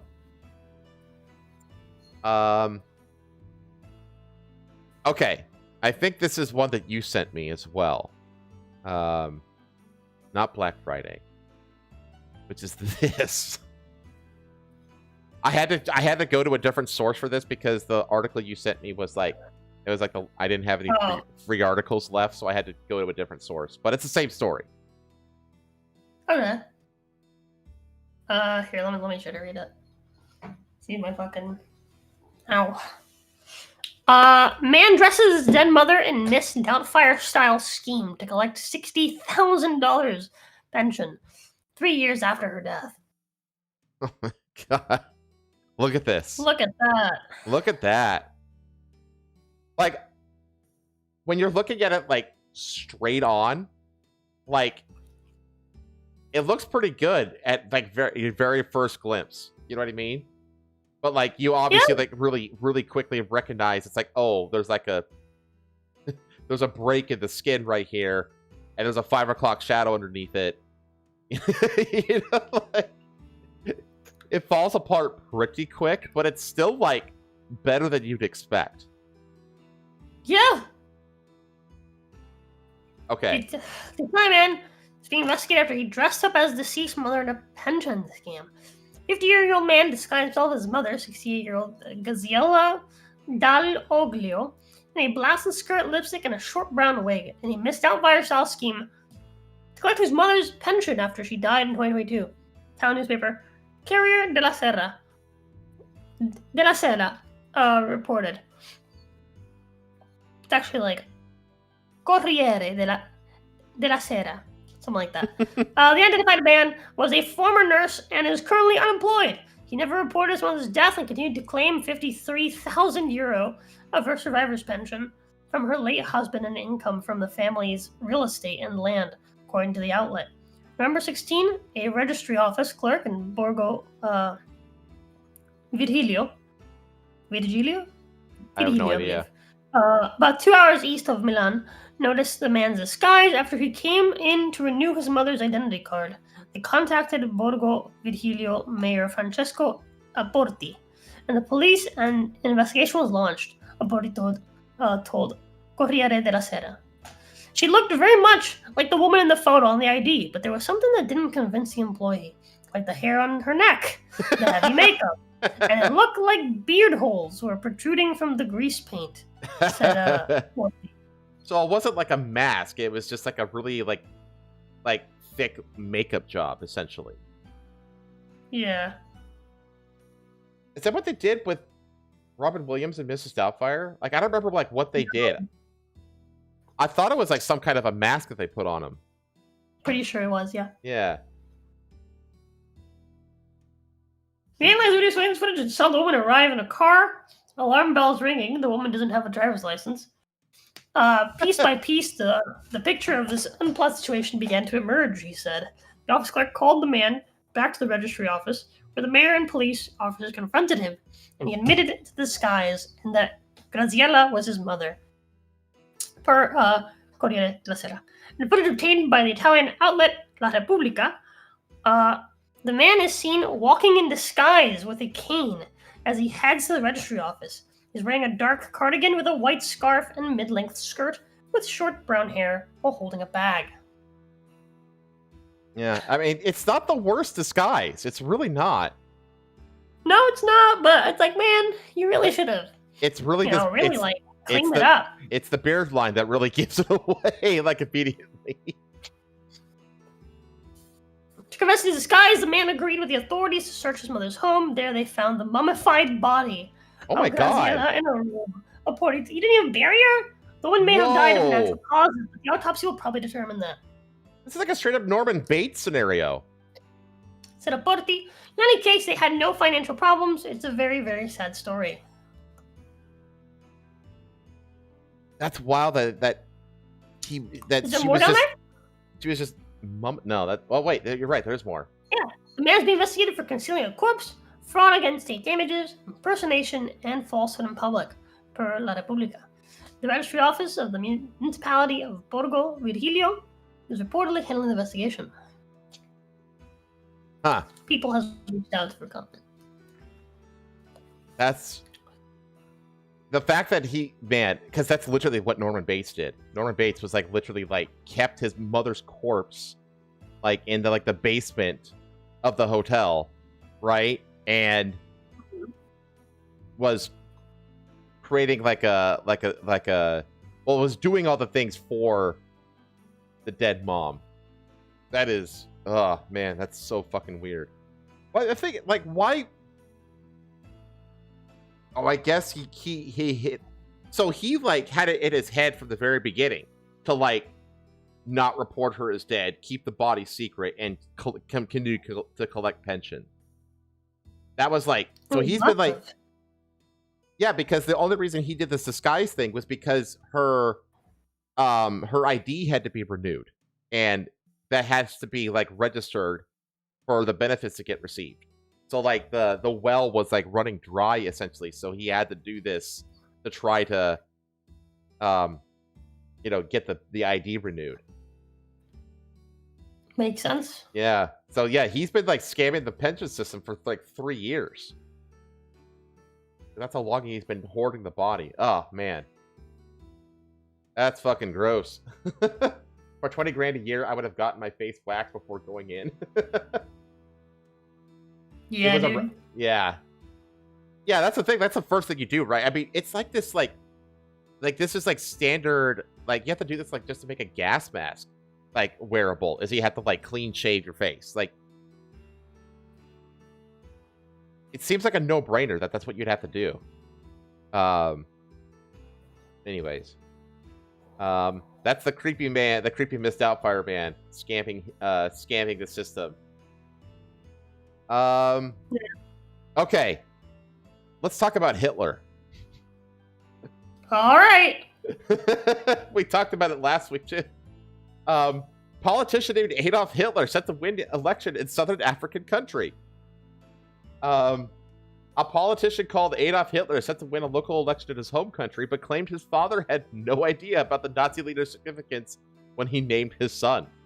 Adolf Hitler Unona, 59, is poised to win a second local election in the southwest African country of Namibia on November 26th, holding his seat in the north of the country after previously receiving 85% of the vote in 2020. So here's the man, the myth, the legend himself. Adolf There Hitler. he is. There he is. Fucking, I would not have expected Hitler to be a fan of blackface. Number one, that I did not have that on my bingo card. And that's a blackface. He did the Trudeau treatment in black hand, black everything. The member of the left-wing SWAPO party previously spoke about his infamous name after coming to global attention following his win in the Umpunja constituency. His father probably didn't understand what Adolf Hitler stood for. As a child, I saw it as a totally normal name. But it's not an African name. His last name is Unona, for crying out loud. Yeah. Why would he give him such a non-African name? Only as I grew up did I understand this man wanted to conquer the whole world. Based. I have nothing to do with any of these things. Unoda's wife calls him Adolf, but in public, he normally omits Hitler. Despite that, he insisted he wouldn't change his name. It's in all official documents. It's too late for that, he told Bild. As a former German colony, Namibia still has a lot of Germanic place names. Oh, that's why. Okay. And traditional names such as Adolf are not uncommon. Interesting. In 2020, a car was spotted in Unoda's home region of Oshana with the name Adolf Hitler, accompanied by a Nazi swastika on its rear window. However, Unoda claimed the car wasn't his, and said he had no connection to the sick stunt. There you go. Adolf Hitler is the leader of Namibia. He didn't flee to Argentina, chat. He fled to Namibia. The whole Argentina thing was just a ruse. This is where he really went. At the former German colony. Yeah, that's what we guessed. Yeah. That's that mystery solved about why he has such German roots like that. Okay. I have an archaeology story for you. Oh, yeah. I'm ready. Archaeologists may have uncovered a Bronze Age metropolis in Kazakhstan's steppe. That's fucking cool. What? Yeah. So upon the open grasslands of what is now Kazakhstan, there once stood a Bronze Age settlement that may have served as a center of exchange and power around 1600 BC. The settlement, called Semyarka and nicknamed the City of Seven Ravines for its location overlooking a network of valleys, was first discovered in the early 2000s, but it wasn't until an international group of archaeologists surveyed the area starting in 2018 that its impressive size and potential importance within the Eurasian steppe came to light. What the team discovered was an expansive area that was once replete with houses, a central monumental building, which may have been used for rituals or governance, and possibly even tin bronze metal production facilities. Their findings, published Monday in the journal Antiquity, are just the beginning, the study author said. It's very exciting because it's such a rare find to have tin bronze production in this area, said lead author Milhana Radivojevic, an associate professor in archaeological science at University College London, UK. We know we have hundreds of thousands of tin bronze artifacts from the Bronze Age in the Eurasian steppe, and we have only one published site on tin bronze production, and this is the second one. Tin bronze allowed for sturdier tools and other materials to be made, Radjovic said. As the team now embarks on excavating the area, they say the continued discoveries of Semyarka are transforming what we now know about urban life in prehistoric Eurasia. We just don't have anything like this at all, said study co-author Dan Lawrence, a professor of archaeology at Durham University in the UK. There are hardly settlements of any kind recovered in the steppe. What you get across this landscape we associate with mobile pastoral groups, and we think maybe they were in tents or yurts. What we got here is something that's very clearly quite different. Spanning 140 hectares, about 346 acres. Above the Irtysh River Valley, the large size and strategic location of the settlement may indicate that the Bronze Age steppe had sophisticated cities similar to those located in more urban areas of the world at the time. To find the borders of the settlement, Lawrence led the team in a survey project that took satellite imagery and analyzed every 50 square meter across the site. They only examined the surface, finding pottery fragments, including at least 114 ceramic vessels and other artifacts scattered across the settlement. So this is like their, like the drone footage of the site. So you can like clearly see like all of these building structure remnants. Team also used imagery from Corona spy photography dating to the 1960s to identify where the land had been disturbed during the last several decades, as well as magnetometry, a non-invasive survey technique that allowed the archaeologists to see buried structures and metal objects without having to excavate. The next step, excavations, are underway now. And Reda Vajevic says more discoveries have already been made. What has been published is that we had indications. We looked at the materials that were crucibles and slags and artifacts, and we could just connect them and say, well, these are the bronzes, she said. But then as we go, we have more discoveries, so I was more confident in talking about, say, a larger scale production of metallurgy on the site. But not everyone agrees on whether Semyarka resembled a major city. The results, at least those presented in the article, would suggest a strong no to that question, especially given the low-density pottery shard scatter on the surface, and seemingly equally low-density evidence for metallurgy. James Johnson, an archaeologist and assistant instructional professor in anthropology at the University of Wyoming in Laramie said in an email. Johnson, who has studied Bronze Age and Iron Age pastoralist societies of the Eurasian steppe, was not involved with the new research. Cities are spatial and demographic entities that usually represent the complex interplay of the built environment, populate density, and sprawl, and material culture, as well as numerous other sociological factors, he added. The low number of ceramic artifacts found could indicate a limited use of pottery, common among prehistoric steppe societies, and that pottery might not be the best material culture category to connect the population density usually associated with urban populations. Further research into the middens, heaps of remains that provide a glimpse into past human life, as well as surface collections beyond the settlement, would help archaeologists better understand settlement patterns. While Lawrence agrees that there isn't enough evidence to conclude that the settlement was a major city, I also think we can't say it as a strong no for the same reasons. The relatively small amount of pottery remains can be attributed to the fact that the ground is undisturbed and compacted by several feet of snow every winter. Many artifacts could still be underground, Lawrence noted. He continued different things happen in urban settlements than in the rural ones. For example, in modern times, you need to go to a city to get heavy industry, fancy shops, or a seat of political power. I think we could say that Semyarka is a city in the sense that it is very different from surrounding settlements and provides just those kinds of urban services. Semyarka could be evidence that the region found a balance between the typical pastoralist mobile sites and other important societal elements, such as tin bronze production, one of the most important technologies of the time, said that guy. Although the archaeological scale and function of these central places is still unfolding, I'm sick of reading like 2-line long fucking name and like where they go to universities. I couldn't give a shit. Fair. Although the archaeological scale and function of these central places is still unfolding, the results so far open many questions about the organizational choices steppe society made in terms of metallurgy, political organization, and economic connectivity at both local and regional scales. Ferchetti said in an email. Ferchetti, who specializes in pastoralism in the Bronze Age, was also not involved with the study. There's not a lot of evidence of settlements in the Eurasian steppe during the Bronze Age. Most sites were mobile and did not leave behind a lot of archaeological evidence. However, the grasslands haven't received much archaeological attention, he added, and it's possible there are many settlements still left to be uncovered. With future research, the study authors said that they hope to find further evidence of Semyarka's potentially powerful role during the Bronze Age, as well as insight into urban life and metal production within the steppe. As of now, the research has revealed the outlines of at least 15 structures throughout the settlement, with a few showing evidence of being houses with internal rooms. How many people lived there? How long did the settlement survive? What connections did the city have to other areas? Lawrence hopes that the excavation process will turn up answers. This site is super interesting because it just breaks from all the things that we thought we knew about Central Asia up to this point. And so understanding how that got there, why they got there, and then how it connects to these much larger stories is really interesting, and it's not something we can answer yet, but now we know the site's there, we can start to develop a program to try and understand what it all means. So it's a very preliminary study.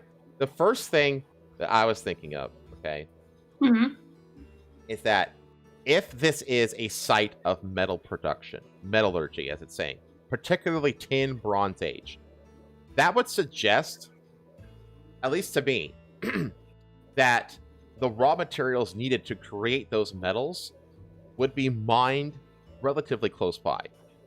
Yeah.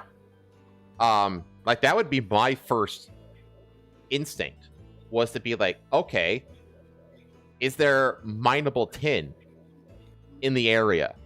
And, you know, because I said it's like extremely rare. If it's like, well, if it's rare, then, you know, where it was produced would probably be strategically located nearby where it comes from.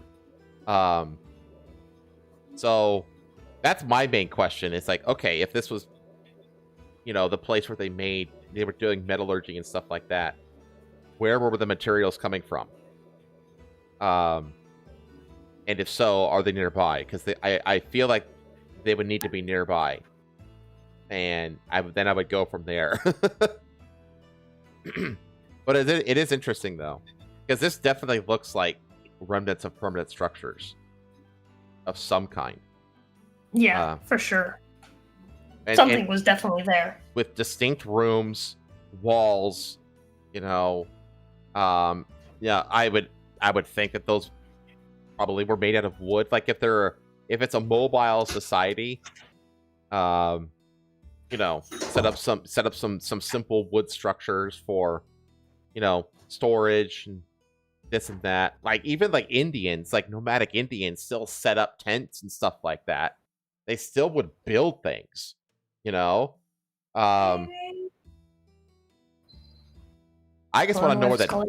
Yeah, I know. I just want to know where that tin is coming from. That's my main question. Ba-da-ba-da-ba.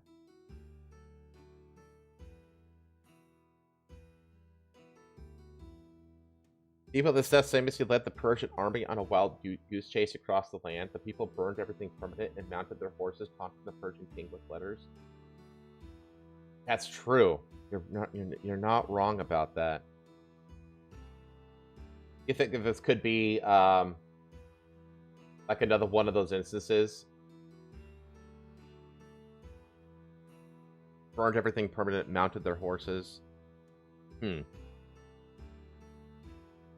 Yeah, maybe. Thing is though, if they just if they made everything out of wood, right, and then they burned it, would there not be remnants behind? You know, I mean, the thing is, it's burnt wood. If it's burnt to ash, it's gonna disappear, obviously. So that would actually explain why there's nothing there except a handful of pottery shards, actually. So yeah, maybe. Fucking Vlad the Impaler did, I wouldn't say a wild goose chase, but it definitely got fucking Mehmed II to chase his ass all the way up past his castle. Oh man. Yeah, the Persians were led to like well, I guess Persians not the same as Ottomans. Vlad did it to the Ottomans. I'll just say that. There we go. Yeah, I don't know. It's interesting because it definitely looks it looks at least semi-permanent. You know, this doesn't look like the site of a completely nomadic people. Herodotus wrote about cities in the steppes, and they have found remnants of at least one major Scythian settlement. I mean, it would make, like, if you're like a nomadic people or something, you know what I mean? It would still make sense to have some kind of, man, I'm just trying to postulate it out loud, and it doesn't make sense what I'm saying. I don't really have the words for it. I just feel like even if the people are nomadic, you would still need some kind of settlement of some kind.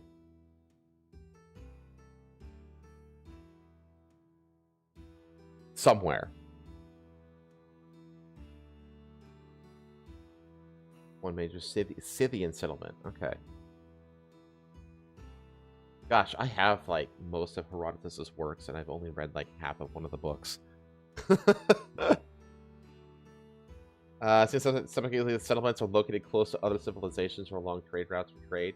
Yeah, see, that's what I'm saying. Like, if you're going to engage, like, it makes sense even if you're a nomadic people to like set up some kind of at least semi-permanent areas, to facilitate trade.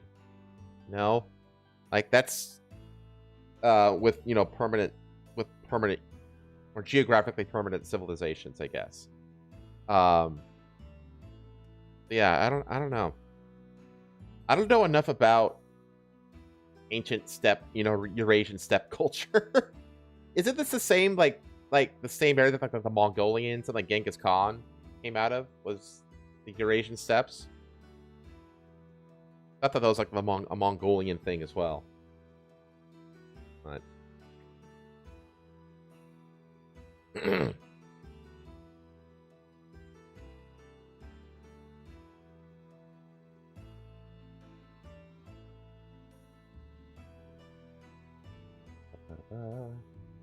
oh, pay's okay. I think pay's okay, chat.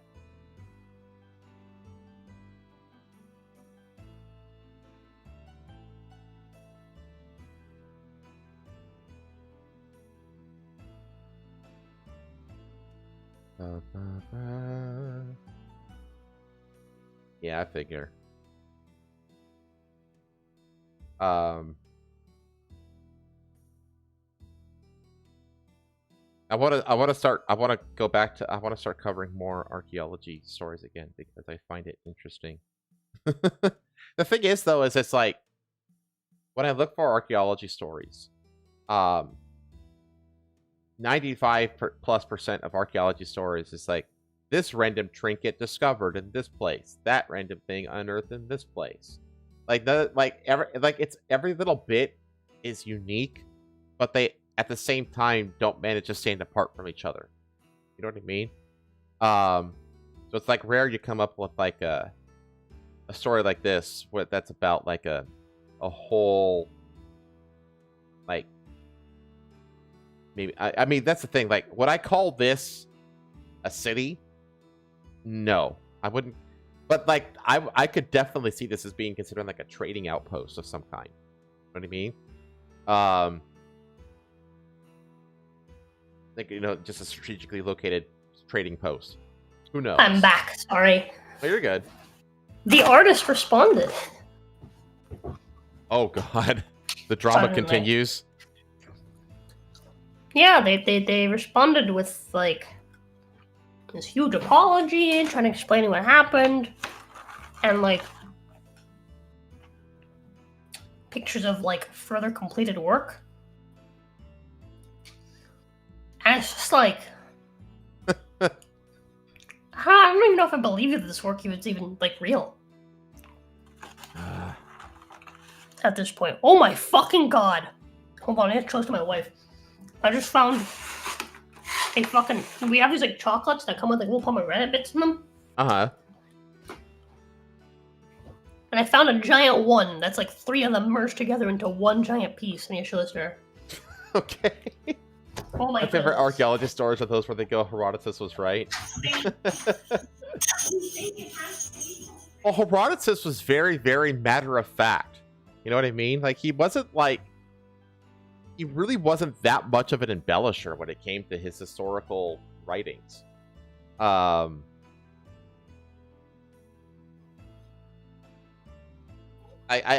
feel like Herodotus is actually a pretty damn reliable ancient historian, you know?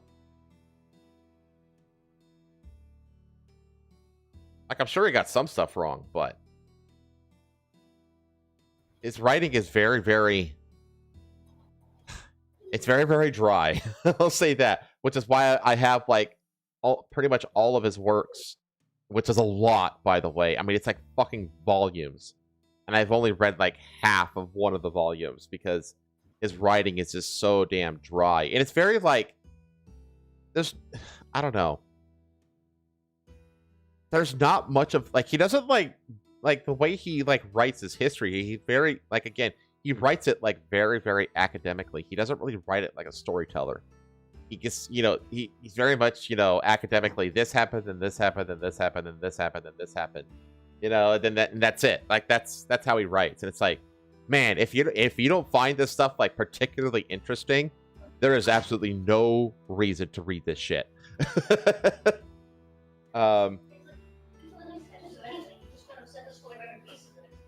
Well, they recorded the Battle of Thermopylae as a couple thousand Greeks versus 1 million Persians. Yeah, he got that wrong, didn't he? Oh yeah, I had to change some things. But then again, like...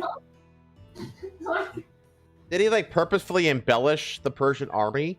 Or was he just like... Yeah, there's, like, I've never seen an army this vast. Well, we don't even know if he actually saw it, though, right? Like, he just recorded it. So, yeah, he very well could have been, you know, embellishing there. Because I think, what's the estimate now? Like, I think the estimate is like 100,000 Persians, roughly, was like the size of the Persian army, which is still like an ungodly amount of soldiers / slaves. I mean, most of them were just slaves that they gave swords and said, "Go fight and die, or we'll kill you." But anyways, yeah, I'm back. Sorry, but yeah, the update is basically Pay told them to shove it, because like it's like okay, you just sent us more fully rendered art. It's like, we didn't get to approve any of this. Like, from the beginning, for context, in like 3 months now. How long have you guys been streaming? Since we started at 5, it's been 3 hours. You've been asleep for 3 hours? My eepy girl? No. I sent you something, by the way. I don't know if you saw I it. didn't see it. Anyways. I've been asleep for 3 hours? Yeah. My eepy sleepy head. No But wonder I anyways. feel like shit. Yeah, that makes sense, NDA. Because it's like it's not don't- like it's not in like Herodotus wasn't like one to like go out of his way to embellish. Like that wasn't his style, you know. So I could see him just like basically parroting, Greek propaganda about Thermopylae. Yeah, that makes sense, NDA. I can buy that. What is that? What is that? There was once buildings there. And now they're gone. The end. Holy Pompeii. But anyways, but yeah, so fucking, like, the artist, we don't have a single sketch of the Rose to Pinot Immortal. We just have rendered art, fully rendered art. And I've saved it for references. But yeah, it's just like...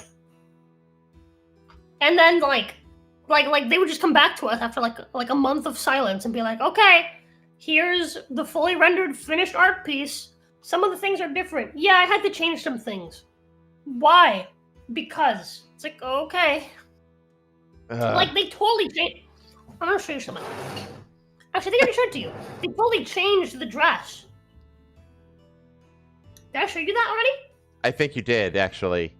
This sounds familiar. Yeah, they totally changed the dress, and they were like, yeah, we had to change it, because otherwise it would be, like, it was too complicated for, like, the rigging, and, like, blah, blah, blah. We're already talking to Aji, the artist that did the art for Jade. Mm-hmm. Who, by the way, is the goat, and is taking a hand at rigging it. They said that if we like it, we can pay them, and if not, then, whatever. Because they basically just want to practice rigging. Oh, yeah, that's right. Yeah. They had asked us if we had already found a rigger. And I was like, no, we haven't. Like, that's not been a priority. We just don't have the money for that right now. Like the Jade model is just like a thing I'm doing for me with my own money, not for you guys, chat. So it's just not a priority for me. Mm-hmm. Something I'm just doing on the side for funsies. And she was like, well, if you don't mind, I can take a crack at it. Aji's the absolute fucking goat. But we asked her about the dress, and she was like, yeah, we can do that. The contrary, it's actually the multi-layered ruffles that the other artists made would be harder to rig.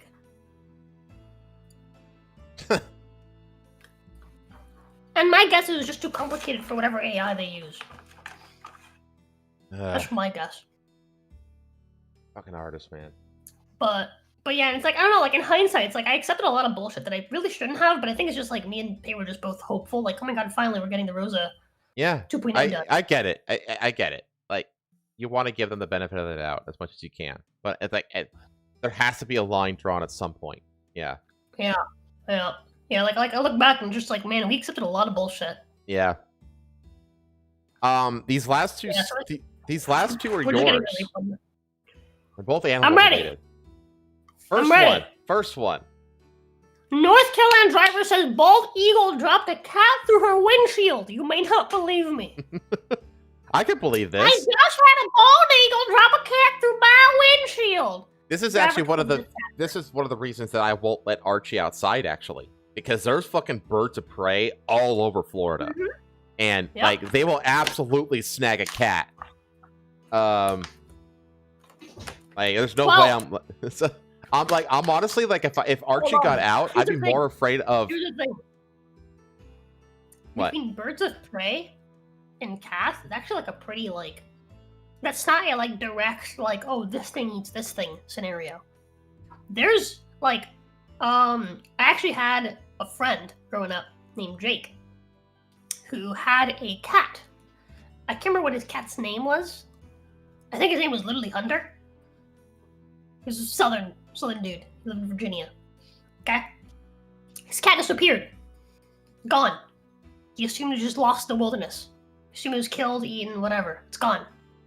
Right, got a new cat. Whatever. Months pass. And he hops on call one day because we're gonna play a game. And he's like, you would not fucking believe what just fucking happened.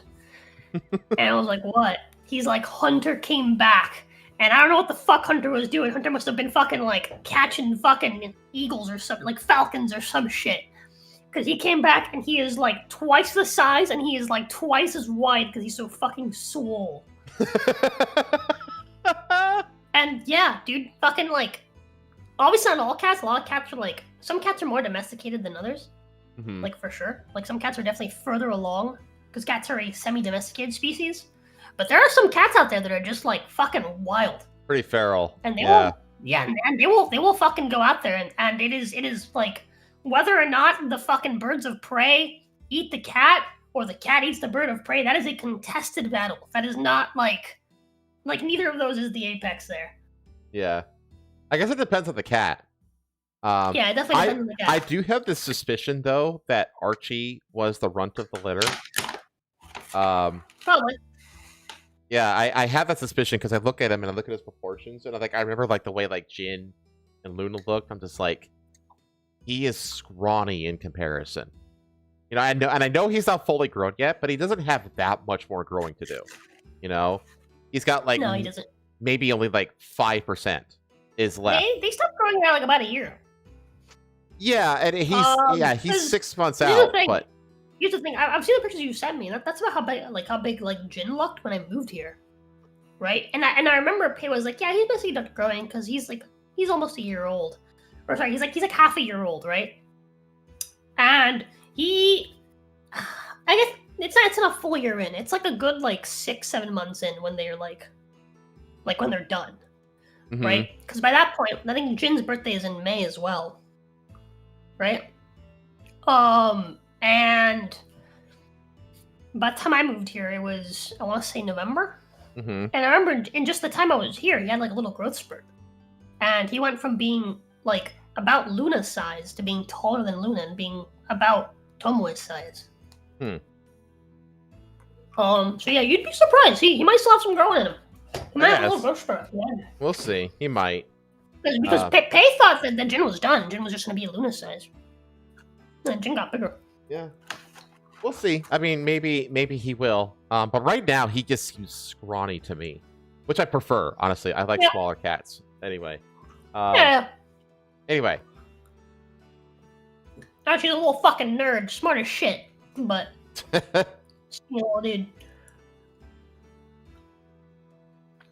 Anyways, a driver in North Carolina told the dispatcher the cat carcass. Oh no. In my head, I was thinking, like, oh, cool, new pet. No. Cat carcass had crashed into her windshield along a highway after the feline was dropped from the sky by a bald eagle. It actually makes me wonder how often the cats we see like on the road aren't actually roadkill. There might be eagle kill.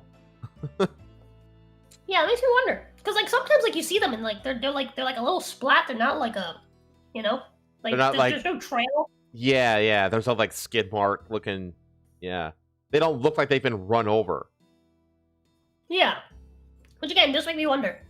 Woman called 911 on Wednesday morning to report the incident, saying that a bald eagle had dropped the cat onto the passenger side of her front windshield on U.S. Route 74 in Swain County, near Bryson City, which is located about 65 miles southwest of Asheville. It's unclear if the cat slipped from the eagle's talons or was dropped intentionally. You may not believe me, but I just had a bald eagle drop a cat through my windshield, the driver said on a 911 call. Look at it this. Absolutely shattered my windshield. Can you imagine just a cat carcass just landing inside your fucking car? That's like terminal velocity to do this much damage. I can already hear like that woman scream. They're like, ah! Oh, I'd be freaking out too. Are you kidding me? Oh my god! I mean, a bald eagle. That's a lot of fucking damage. That's a lot of damage. But with flex tape, the dispatcher calmly responded, "Okay, I do believe you, honestly," for laughing. Driver said another person also observed the cat dropping from the sky. He's like, "That is the craziest thing I've ever seen." I'm like, "Really?" The driver said. This dispatcher replied, "Oh my goodness, let's see, I've heard crazier." "Well, that's terrifying," the caller responded, prompting more nervous laughter from the dispatcher. After receiving the driver's location, the dispatcher said she would send the highway patrol to conduct a report. I have to imagine being a 911 dispatcher has got to be a stressful job, but you must have endless stories for the grandkids. Oh yeah, dude. You know, like. Yeah, dude. Another question: is the cat still alive? The dispatcher asked. The cat was not alive, and the caller said the cat was on the side of the road rather than inside her vehicle. Oh my god, so it bounced. It bounced, yeah. Yeah, I was asked just to make sure, dispatcher said. North Carolina Wildlife Resource Mission's Hendricks Weeks said the cat could have been roadkill grabbed by the eagle. That's exactly what I was They can thinking. make animals the size of a cat, he said. It's much harder for them to take a live cat than a dead cat. They usually don't prey on something they don't find palatable. And scavenging is a common behavior in bald eagles. Yeah, I think that's exactly what happened, actually. Weak-head eagles and other raptors can drop prey for several reasons, including due to a poor grip, or if the prey is biting or otherwise struggling, and the birds are wanting to prevent injury to themselves. Prey can also be dropped if a raptor is being harassed by another bird, or if the prey becomes too heavy to carry. Some raptors may also drop prey to kill it, but that tactic is uncommon for bald eagles. I was gonna say there's only specific birds that do that. Yeah. But And they're usually birds that can dive after their prey pretty quickly. yeah, the idea that this that this was a roadkill carcass that the eagle picked up as a scavenging maneuver, that makes a lot of sense to me. Yeah. Okay, and then get Archie spike armor. I'll think of that for Halloween next year. Okay, and then finally, we got to talk about Best in Show. North Carolina, I actually watched this entire show for Thanksgiving, okay? Oh, that's very You wholesome. understand, Pay is a dog groomer, obviously. Yeah. And she invited her coworker and his family, which consists of her coworker that's also a dog groomer at the same salon she's at, and his wife, who I think is like a former dog groomer. So Yeah, I mean, these are like the most perfectly well-groomed dogs in existence, basically, right? yeah, exactly. And so like yeah, To dog groomers, this is like the New York fashion show. well-bred, well-groomed dogs, etc. Yeah. Right? Because they're only being showed off. And so I sat there through hour after hour of this is the German Shepherd, brought over to the Americas in the year blah blah blah from Germany. It is a blah blah blah dog that is great for the home, takes care of the kids, it can do any job.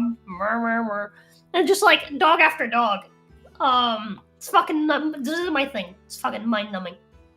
That was interesting watching like Pay and her coworker just be able to name each dog on site, like what breed it is. And there's like fucking hundreds of these things. So it was just fascinating just watching them be like, oh, there's that dog and there's that dog and there's that dog and there's that dog. Do you remember the super famous Vice video? This is like over 10 years ago, back when Vice was like actually like did like a lot of like crazy interesting things. Where the dude went to the Westminster Dog Show on acid. Oh no, I've not seen that. Show me that. Oh yeah, I haven't seen this. Oh, this is great. Let me pull it up. Show it to me. Let me see. Vice, acid dog show. Yeah, it's the first one that pops up. Yeah, Westminster Dog Show on. Yeah, this is it right here. It's not even 10 minutes long. It's so great. So dog show at Madison Square Garden on acid.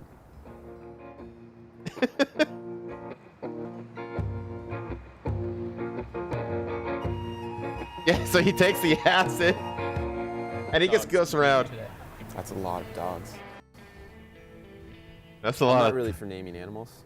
Not at all? Not really. How are you feeling right now? I feel good. Yeah? Yeah. You seeing anything? Wait, I want to get to the part where he like talks to the people. Because he's like, what kind of animals are here? And then it's like, oh, there's sheep, dogs. Like everybody's like super nice and cool to him. Crazy.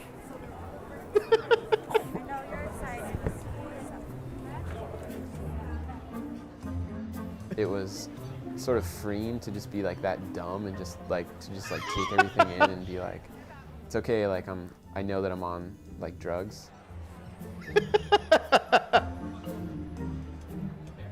I was just very aware. Oh yeah, they have to wait. Pause sec. The type. Pause sec. So So like the judges, when they check the dogs, if they're male, they have to feel their balls. Yes. To make sure that the animal hasn't been altered in any way. They need to do that at the Olympics. To people that That's I could go crazy. and talk to. We're here at the 136th Westminster Dog Show, and we're going to talk to Clyde Berry, who's a very well-known dog owner. This is a random guy. One second, Karen. Sorry, what was your name? Jeff Brucker. Jeff. Oh, I thought you were someone else. No, I'm sorry. Yeah, this thing's got over 7 million views. It's like a really like infamous like video where this guy just gets on acid. Well, like right here, like he just Do you both breed dogs? We both breed. Are you both doggers? Yes. We're both dog people. Is that a term, doggers? No, dog people. Dog people. The lighting's really nice in here. It makes it nice to take photos, and the colors. Are you here just to see the dogs? No, I'm a handler.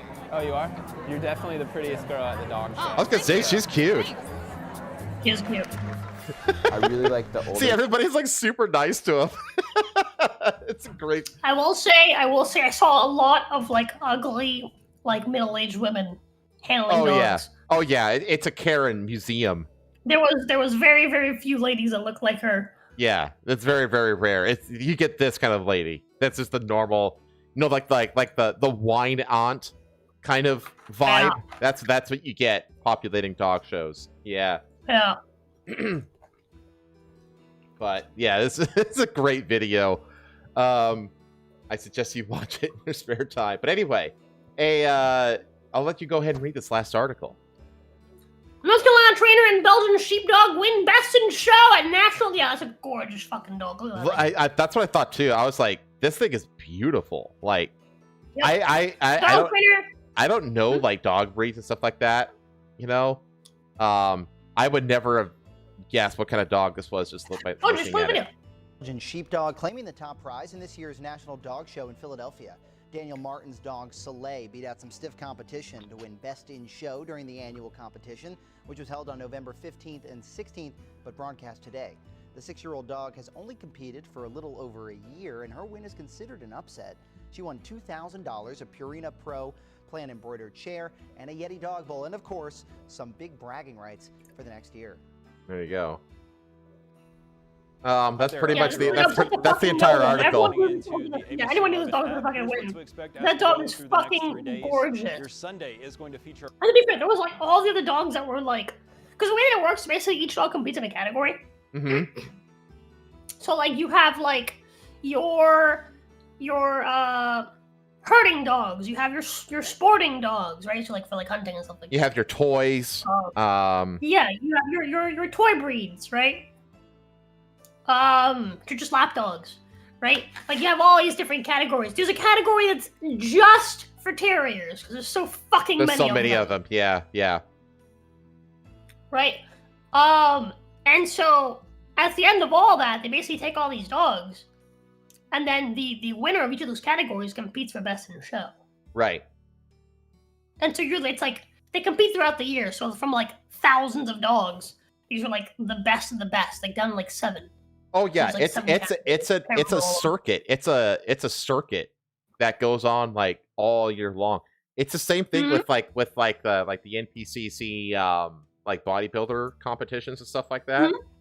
Like there's they have to like compete all. Yeah, golf does this. You know, it's dogs. Terrier, yeah, they put dogs in the same kind of system. Sporting, non-sporting, herding. There's 2 more I'm forgetting. We could look it up. I can't remember all the categories top of my head. Let me see here. There's 7 groups. Hound and working. Those are the ones I'm forgetting. Yeah, these are the sporting. These right? Are the, terrier. Yeah, toy, so terrier groups is for terriers, working, toy, sporting. working dog. So sporting, poodle is sporting then.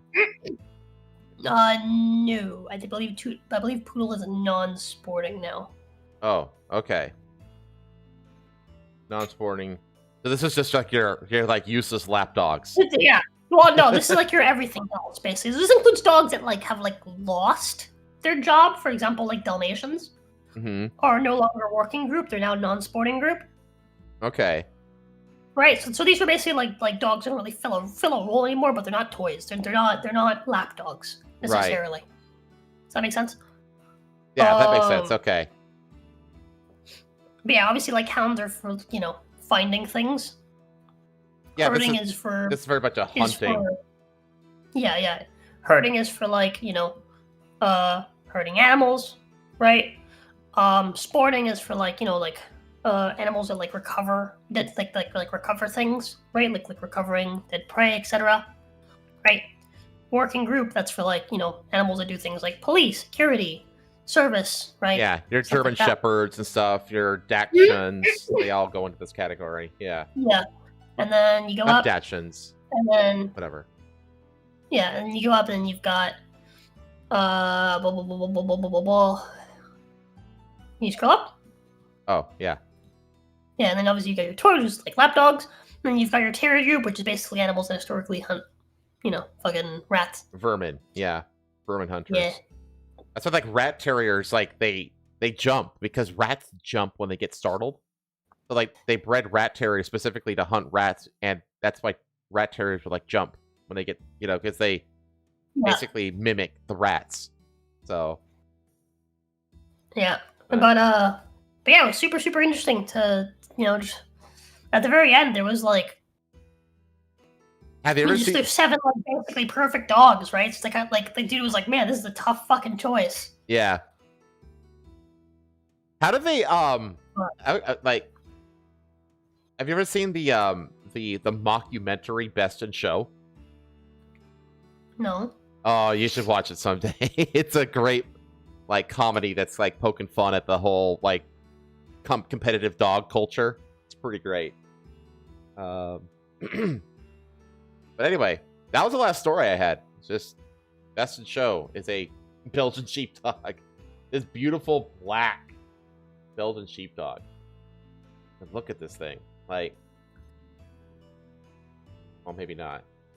There it is. So there you go. Okay. Shall we move on to clips of the week? What you got? Let me get it because I have it in my DMs with Pay. Okay. I have What I 3. can do is I send them to Pay. Oh God, Pay has sent me so much porn. How am I gonna find you? I'm gonna start loading mine up. Pay has started just sending me fucking like quote unquote references. They're like, we should get art like this. We should get art like this. We gotta get art like this. Cute. That's cute though. What the fuck? Okay, let me close a bunch of these tabs out. Make room for the clips. Oh, I heard the outside bell ring. I think that was actually one of the cat spells, or Sundrop's like actual like caller bell. Oh, No, okay. I don't have a bell actually. So yeah, I don't know. I think that was just one of the cat spells, because she's in a kennel, so that can't have been the door. Okay. Jesus fucking Christ! How much work this lady sent me? My goodness. Here we are. Oh God, now I have to go back and forth. Oh shit. Riddle Hold me on, that. let me just reply to myself with a dot so I can scroll back up there easily. Okay. I got mine loaded up. Give me just a second so I can fetch all of mine.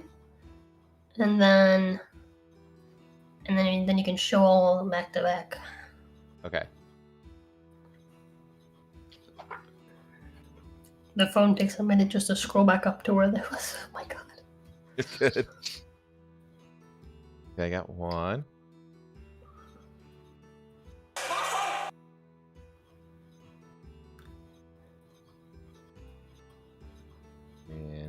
2. How many you got total? You know? I think like 5. Give me a Okay. sec. I have to scroll all the way back up. It takes like a solid minute every single fucking That's time. so Jesus annoying. Christ. That's so annoying. I will tell you exactly how long it takes in just a sec.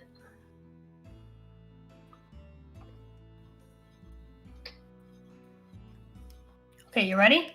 Uh-huh. I'm starting the scrolling now. Wait, Okay. now. Okay, still going. Still going. And nope, still going. Now. That's how long it takes to scroll. God, that sucks.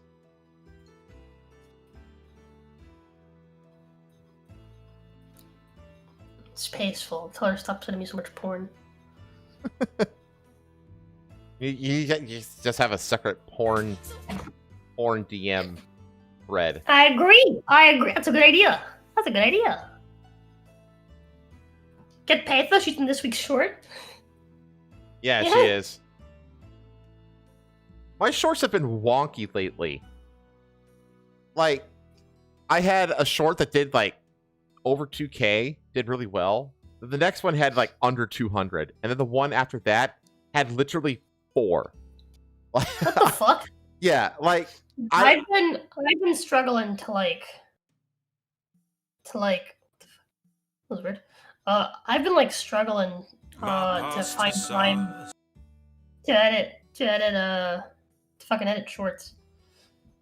Just cause like I'm just back and forth working on fucking stuff for Come on, girl. What you... Mhm. and also for a current campaign that's running, and it's like I'm having a hard time keeping up with everything. I still need to do stuff for that other thing, that other project, the secret project. Yeah, I know. You know, Yeah, I know. It's just a lot. Like, I told you that like when I made the separate Twitter account for Foxhole, I was just like, man, that alone, just adding that to like the stuff I have to manage, just like, God, dude, it's getting just like also, tough enough. I was wrong. It was a few more than I thought. Yeah, you've got quite a bit here. Got a bunch of singing ones. Yeah. We're gonna get copyright struck. No. You'll be fine. You'll be fine. Okay, Okay. let me be real choosy with these last ones. Okay, you got more. Oh my God. Yeah, I got more. I'm gonna send you a few more though.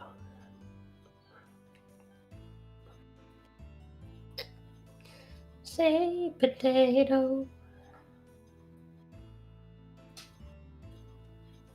And this will be the last one.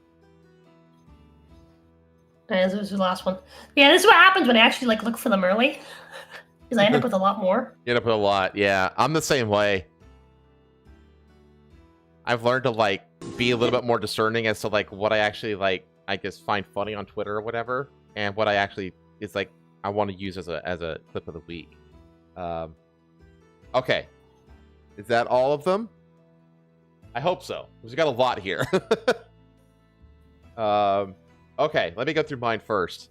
So this was making the rounds, and I thought this was fucking hilarious.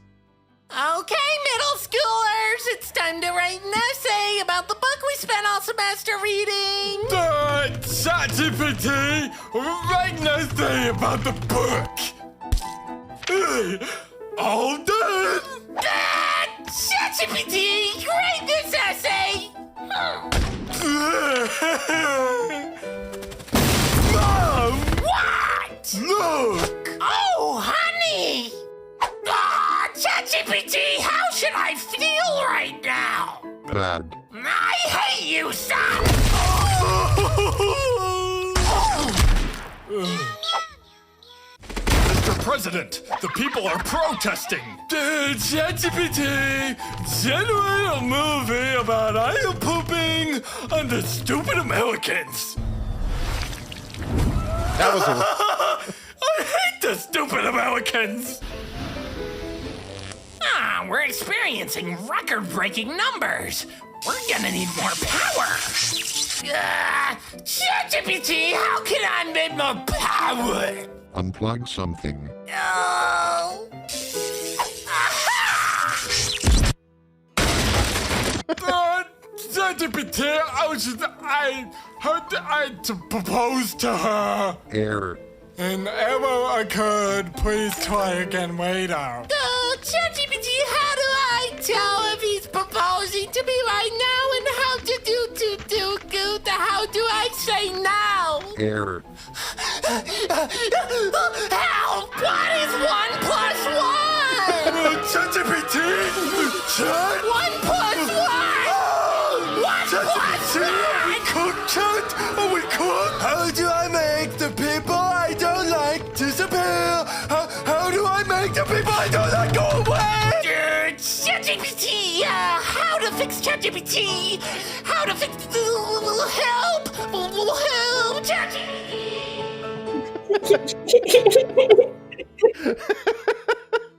I thought that was just fucking epic.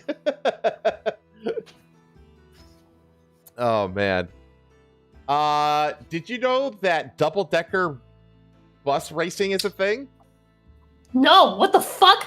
In this double-decker bus Grand Prix over 15 laps. This music is perfect. Last time he got full lock and it really wasn't going round quite far enough, but he seems to have found a wee bit more grip this time, taking it down the outside. We're on lap 12, there's only 3 more to go. That's horrifying. He's still got to get himself Horrifying. in. He just cuts across Oh the my God, he to overtakes! take up the lead. These 3 come into the final bend together.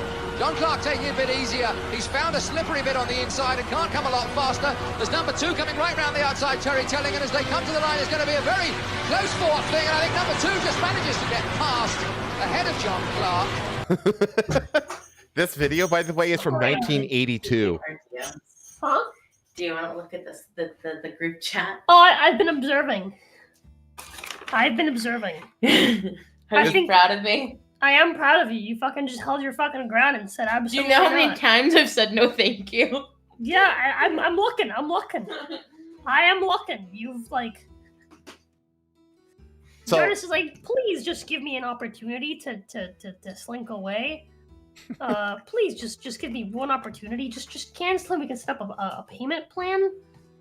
Please just cancel your claim with PayPal, and then just let's handle this privately. It's like, fucking no. Right. No. I like. I literally was like, We don't trust you. I'm very sorry that this has happened to you, and I really hope things get better. But I will still be going through with the case on PayPal. We do not wish to continue. We have no trust in you at this point, and we do not want to continue working with you. This will continue to be my response. Yeah, and then Proceeds to send me like a she is paragraph. and she's like, well, I still have all the files. If you want, we can do the refund and installment, and I'll still send you the files. It's like, I don't want your fucking files. I don't have any, like, even after you expressing that, like, part of the problem is that they never send me fucking sketches, they're not like, oh, I can send the sketches now, here's all the sketches. It's like, no, it's like, they don't have the sketches! There are no sketches! I think they're just a little retarded. They're also not English. They might not be understanding Maybe, I don't what we're know, saying. man.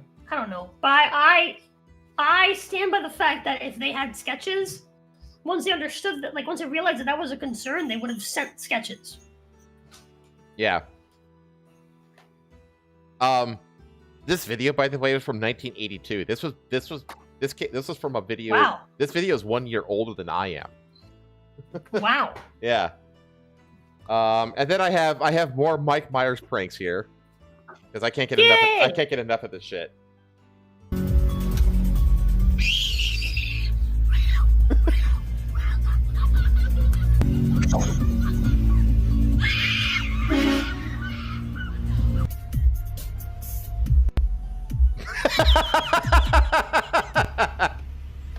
Oh shit!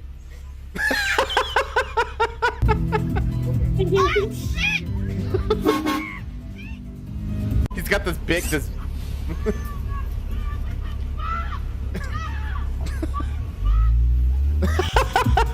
What the fuck's the reaction?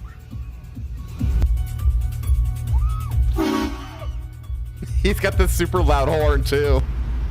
The kid.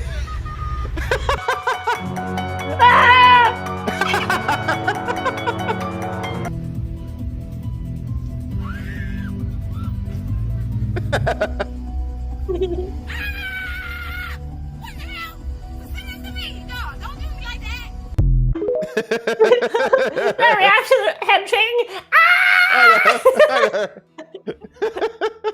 No, that's funny. And then the last one I have is the narcissistic one. This is the short that was released today, and hopefully it gets more than 4 views. Okay. If climate change isn't real, where are all the rainforest cafes, people? Riddle me this. If climate change isn't real, where are all the rainforest cafes, people? I fell for it to get a award. Oh my god. I love my life. Oh my god. Okay. Now we have a fucking fuck ton of yours. So let's take care. Let's look at these.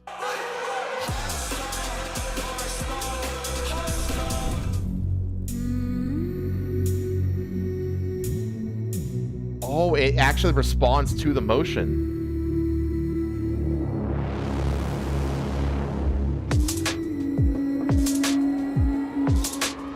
Whoa, that's fucking cool.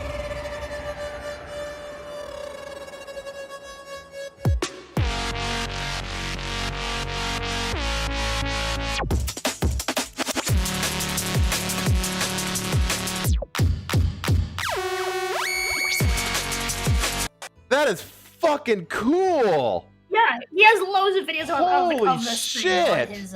on his channel. If you go to his channel, he's got loads of videos of this. And I fucking hate that kind of music. That was fucking awesome. Yeah. Okay. This shit's fun as hell. How did I go from villain to her personal mechanic? Part 1. Get in the car! What the is this so messy? Jesus, so much shit in here! What's wrong with you? Do you have kids? No. Guys, it's disgusting! I'm just a girl. The way she talks. I'm just a guy. Stay there! Takes out all the trash. Our reaction here is so cute. You see this? Watch this. Yay, it's so clean. Just like, sorry? Is that sound? Is that your engine? I can't usually hear that because, you know, I'm like blasting my tunes. It's like a clock on me. What the f is wrong with your engine? When was the last time you checked your f***ing oil? What do you mean, checked your oil? What do you mean? What do you mean? Check your oil! Yeah, it's a big repair. It's gonna cost you a couple grand. He had to pay for it. My favorite part is just the like angry Irish screaming. What do you mean? What do you mean? What do you- Like, the Irish have this like screeching like. Yeah. What you mean? Oh no! What did he eat? Oh no! He knows he did. He done fucked up. Yeah. Oh, poor thing. You did this to yourself, buddy. I bet all those girls can't take their eyes off your bike.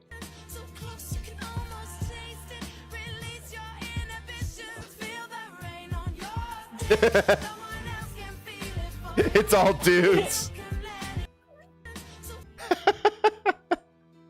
That's yeah, like but this is a reality of like sport cars and like fucking like fancy bikes and all this shit. Is basically this is like makeup but like for men. Oh yeah, like that's the gym bro experience. Like the vast majority of like people at the gym who admire like jack dudes or other dudes. Like yeah. It's mostly other dudes that care about all this like vanity shit. Yeah, exactly. Okay, my pasta sauce is gonna melt your noodle beans. Okay. There's a bunch of accounts that do this. Where they take covered in custard habibi. Yeah, they literally will feed like just random like green texts and conversations, like text conversations into AI like Sonos Sunos like song makers, and just turn it into like this fucking banger music. It's great. Okay, when a country dad gets a call about his son being disrespectful. Come on now. Hey. Oh, yes, sir. Get your lazy rear end out of the truck. Yes, sir. Sorry about that. Sorry about that, sir. Hey, how you doing? My name's Chad. I'm here to see you. Your girl. Everything. Yeah, that's just how I wear it, you know. But it's What all are you good, doing so. pulling up in my driveway, supposed to pick my daughter up, and you honking? Well, yeah, I mean, Are you serious? Well, it's been Tell you raining. what, I didn't want to get your phone out and call you daddy. Get my phone out? You want me to Boy, I get my better not phone? have to tell you twice. Okay. All right. Yeah, I'm calling him right now. I swear. Give it to me. Give it to me. Yes, sir. Here you go. Please don't answer. Gosh. Please don't answer. Boy, you ain't stuck in a Hey. picture. Hey, who's this? Yeah, you Chad's daddy? The one and only. Who's asking? Uh-huh. Well, listen, I just wanted to let you know a little something. Your boy let me pulled know. up in my driveway, didn't get out of the truck, and just honked the horn for my daughter He to didn't come get out out of here. the truck. Hey, we never met the boy, all right? And he ain't got Wait a no minute. business. You saying my son was honking his Yeah, horn that's what I said. He come in up. y'all's driveway? I tell you one thing. I'm gonna fix this. Oh, so you actually got some sense. Yeah, I'm gonna fix. Has he got his hat turned around backwards too? Yeah, he does. As a matter of fact, it's round Yeah. backwards right now. Oh, he gonna get it. Yep. I tell you what. No, don't pull it. No, don't Oh, he fix it, trying to son. fix it or Yeah, yeah, something? he's fixing it. Yeah, Yeah, yeah. I got something for him when he gets home. Well, You just that's send him good to the- hear because I was fixing to fix him. Now listen, I'll take care of him. Now, you don't touch him. I'll take care I of him. respect you. He's your boy. Yeah. If you I sound like appreciate you're it. gonna do it. Oh, it'll get But I'm done. gonna tell you something. What'd you say your name was? Ricky Dale Robinson. Well, listen, Ricky Dale. I'm here. Ricky Dale. The next time he pulls up in my driveway and doesn't believe get it or not, out I've heard that. and knock on the door, No, it ain't gonna happen. we're gonna have a problem. Now, say he won't have nothing to honk because when Hey, he gets that's- home, the truck Look, keys they going in There's the still bottom some of the good pond. ones out there. Yeah, you just said gotta bottom of the every now and then gotta kick them in line. That's right. Well, I appreciate you letting All me right, know, boy. all right, bud, be good. All right, Yes, yes, sir. sir. I'm gonna hand Yes, you back sir. to you. Yes, sir. All right, sound good. All right. Hey, Daddy. Let me tell you something. You better Good get in luck that truck. with, and if Yes, you sir, I spend am. one All the- rock of gravel in Yes, that sir. man's Yes. driveway, Country's sir, making a you get comeback, home, baby. I'm telling you, if you think that store about Nicole Staples is bad, Hey, son, Sadie. Like 20 I licks. like your boyfriend's daddy. Come on, girl. such Pai's country. been showing me.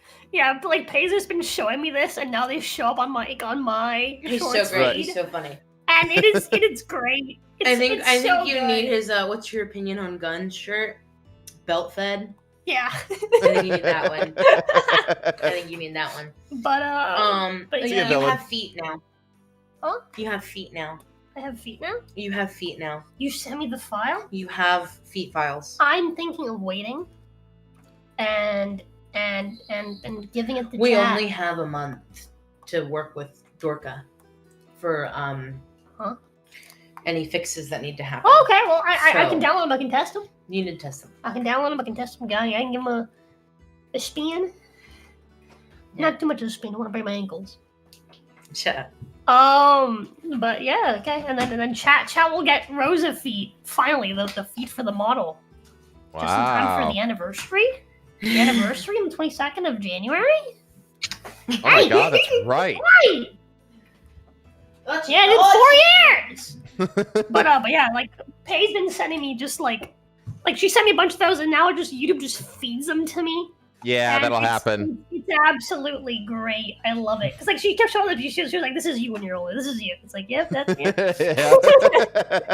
that sounds about right. Fucking Sundrop stepped out of line while we had guests over, and I made her fucking piss herself on the fucking couch. Cause she was so fucking smug sitting next to like Pai's coworker. No, next to my coworker's wife. Yeah, his wife on the couch. When I told her to come over, she was like, "No, I'm just gonna sit right here, and you're not gonna do nothing because there's guests." And I was like, "Does that work on your mama?" Fucking grabbed her by the scruff, dragged her in front of me. It's like, who the fuck do you think you are? You think I give a shit? I give That's a funny. shit. No, I don't give a fuck. I would have I beat give her a in shit. front of your fucking coworker. In front of Appearances are a lot. I would have beat her ass in front of your coworker, in front of his wife, in front of their kid. I don't give a fuck. I beat her ass in front of Sebastian. The only reason why appearances are like major for me is for my parents. I know. It's that like Mexican culture. No, Cubans don't give a fuck. Cubans are very direct. Yeah. Cubans are very direct. I've told my uncle off in his own house in Cuba. I don't give a shit. No, that's crazy. I don't give a fuck. No, it's crazy. No, telling someone off is different. He was It's drunk. it's like the doing things that like. No, I shoved him and I was like, fucking go somewhere else. Right the fuck now. Because I'll let you tell me later. He was I'm drunk hungry. I'm gonna and he make some. bumped into my grandma and he knocked her over while he was make some dancing with some ropa other vieja. lady that wasn't his wife. So Okay. and they were trying to like hold her up, bring her back up, but they were falling themselves, and I was like, well, don't you fuck right off, get the fuck away from me, get the fuck away from my grandma right the fuck now, go fuck somewhere else. And I remember like one of his neighborhood friends walked up and he was like, you're gonna let that kid talk to you like that? And he was like, that lady is that really kid's gets mama Rosa just as going, much as chat. she's my mama. I ain't gonna say shit. He's right. He's like, he may be talking shit to me in my own house. Okay. Hey, But sorry. he's got a damn point. Sorry, go on. We have another one of these Sorry, conversations sorry. turned into epic music. Say potato if you're real. On my first match, I dare to try to make a better first message. Say potato, Elizabeth. BTW, if you don't mind me asking this, why are you on Tinder? Personally, I think I'm not much into serious stuff.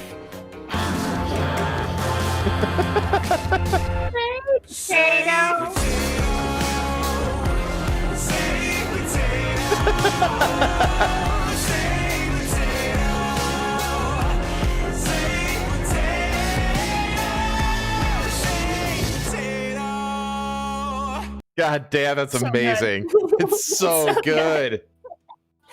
It's Oh my so God. good. Oh, this next one, I know what this next one is. I want to It's so subscribe fucking- to this man. guy because this guy just does Oh, a bunch man. of these, doesn't he? Yeah, he does. I'm subscribing to him. Does him every day. Um, You're not Okay. ready for this. Well, I'm getting a spam call while I'm on stage. I know this is it's an Indian guy. out of the blue, like me calling you. It certainly is. We're here, I know, but we are here trying to help some homeowners to get free estimates to do any kind of home improvement. So I don't know if you have any project in mind for the next 6 Sir, do you know what generation I belong to? I don't know what generation you belong. Well, sir, the answer is I'm a millennial, so I have a higher chance of being a homo than a homeowner. Well, that sounds like good. I don't know. It is good. Maybe. It is good, yeah. Sometimes you're just in home in that booty, you know what it is? Not really. Well, what do you like to fuck? Well, I can answer that question because right now I'm working, so it's not appropriate. So we could talk later? Well, call me back, of course, and we will be happy to help you. Well, I have very unique needs. I don't know about it, but I appreciate you answer the call, and we're getting close to the weekend, so... So indeed. It is the weekend, and happy Pride, and I'll hit you later, and I hope you got some nudes ready for me, pimp. Okay, well, thank you very much. Damn. What a fucking pro. That guy was so good at his job. That was crazy. That was really well done. And I also think he's kind of down, which is what's interesting. He goes, well, it's almost the weekend. No, I'm getting I have like a lot of respect for like comedians who can just go with the flow and just improv like shit like that. Like, because it's like this is like basically he's applying crowd work skills to a random phone call. Yeah, that's great. Yeah, I fucking love comedians who have good like crowd work skills. All right, last one of the night. When you skip your geography class. Keep it that way, yeah. Surprise! Hey lads, how we going? How you getting on? What are we up to? Sign just blew over. It was lying on the road there, and I'm like, Jesus, put that back up, because you wouldn't know where the border is, you know. This looks like it's been dug up. Can't help but spot a big hole over here too. No, let's move over here, lads. Just try and stay off. Craig, I'm gonna make frank with you. It's a wee bit suspect. Keep it back. Right, I'll tell you the secret, right? Uh-huh. We're moving the border. Moving. Right. You're doing what? Moving the. Okay. We're moving the border. Just a few inches every day. Is that treason? No, it's not treason. You put that sign outside Dublin tomorrow morning, people are going to ask questions, right? But you do it just slowly, catchy donkey. Next thing you know, you've got the 9 counties of Ulster together for United Ulster. United Ulster. Yeah, it's just a few inches every day, but that's 83 foot a year. Like 2035, we reckon we'll have the sleeve Russell and Cavan. So is this like a special branch from the C-Date, or? We're the secret territorial increasers. It's a good name. You know what that works out to be, though, don't you? Read them 3 letters The right STIs, there. yeah. STIs. STIs. Yeah, we're the STIs. Sexually transmitted infections. Well, we can change the name. The name's not important anyway, is it? Secret territorial developers. God love them, but STDs. they're not the brightest up the stairs, because tell them what they were doing. They're actually moving the border the opposite way. They're making Northern Ireland smaller. They didn't even notice. And to be honest, we just keep moving the sign back. They don't seem to notice that we're moving it, and yeah, it works out for everyone. Oh my gosh, it's funny how like like It's a Irish, nice little cute one then. yeah, like Irish humor is the same. It's like the same vibes as British humor, you know. Yeah. Okay, all right. Well, that's the show. Hope you all had a good one. I know we did. Yeah. So, are you still in working mode next week, or are you gonna actually game again? I don't know, man. I didn't get to work a whole lot this week, so I was helping Pay set up for fucking Thanksgiving. Mm-hmm. So I'm probably still in work mode. I'll try to get some streams going though. See if maybe Jazz. Actually, no, Jazz is gonna be gone next week. Still doing D&D. D&D still having on Monday. So that's still a go.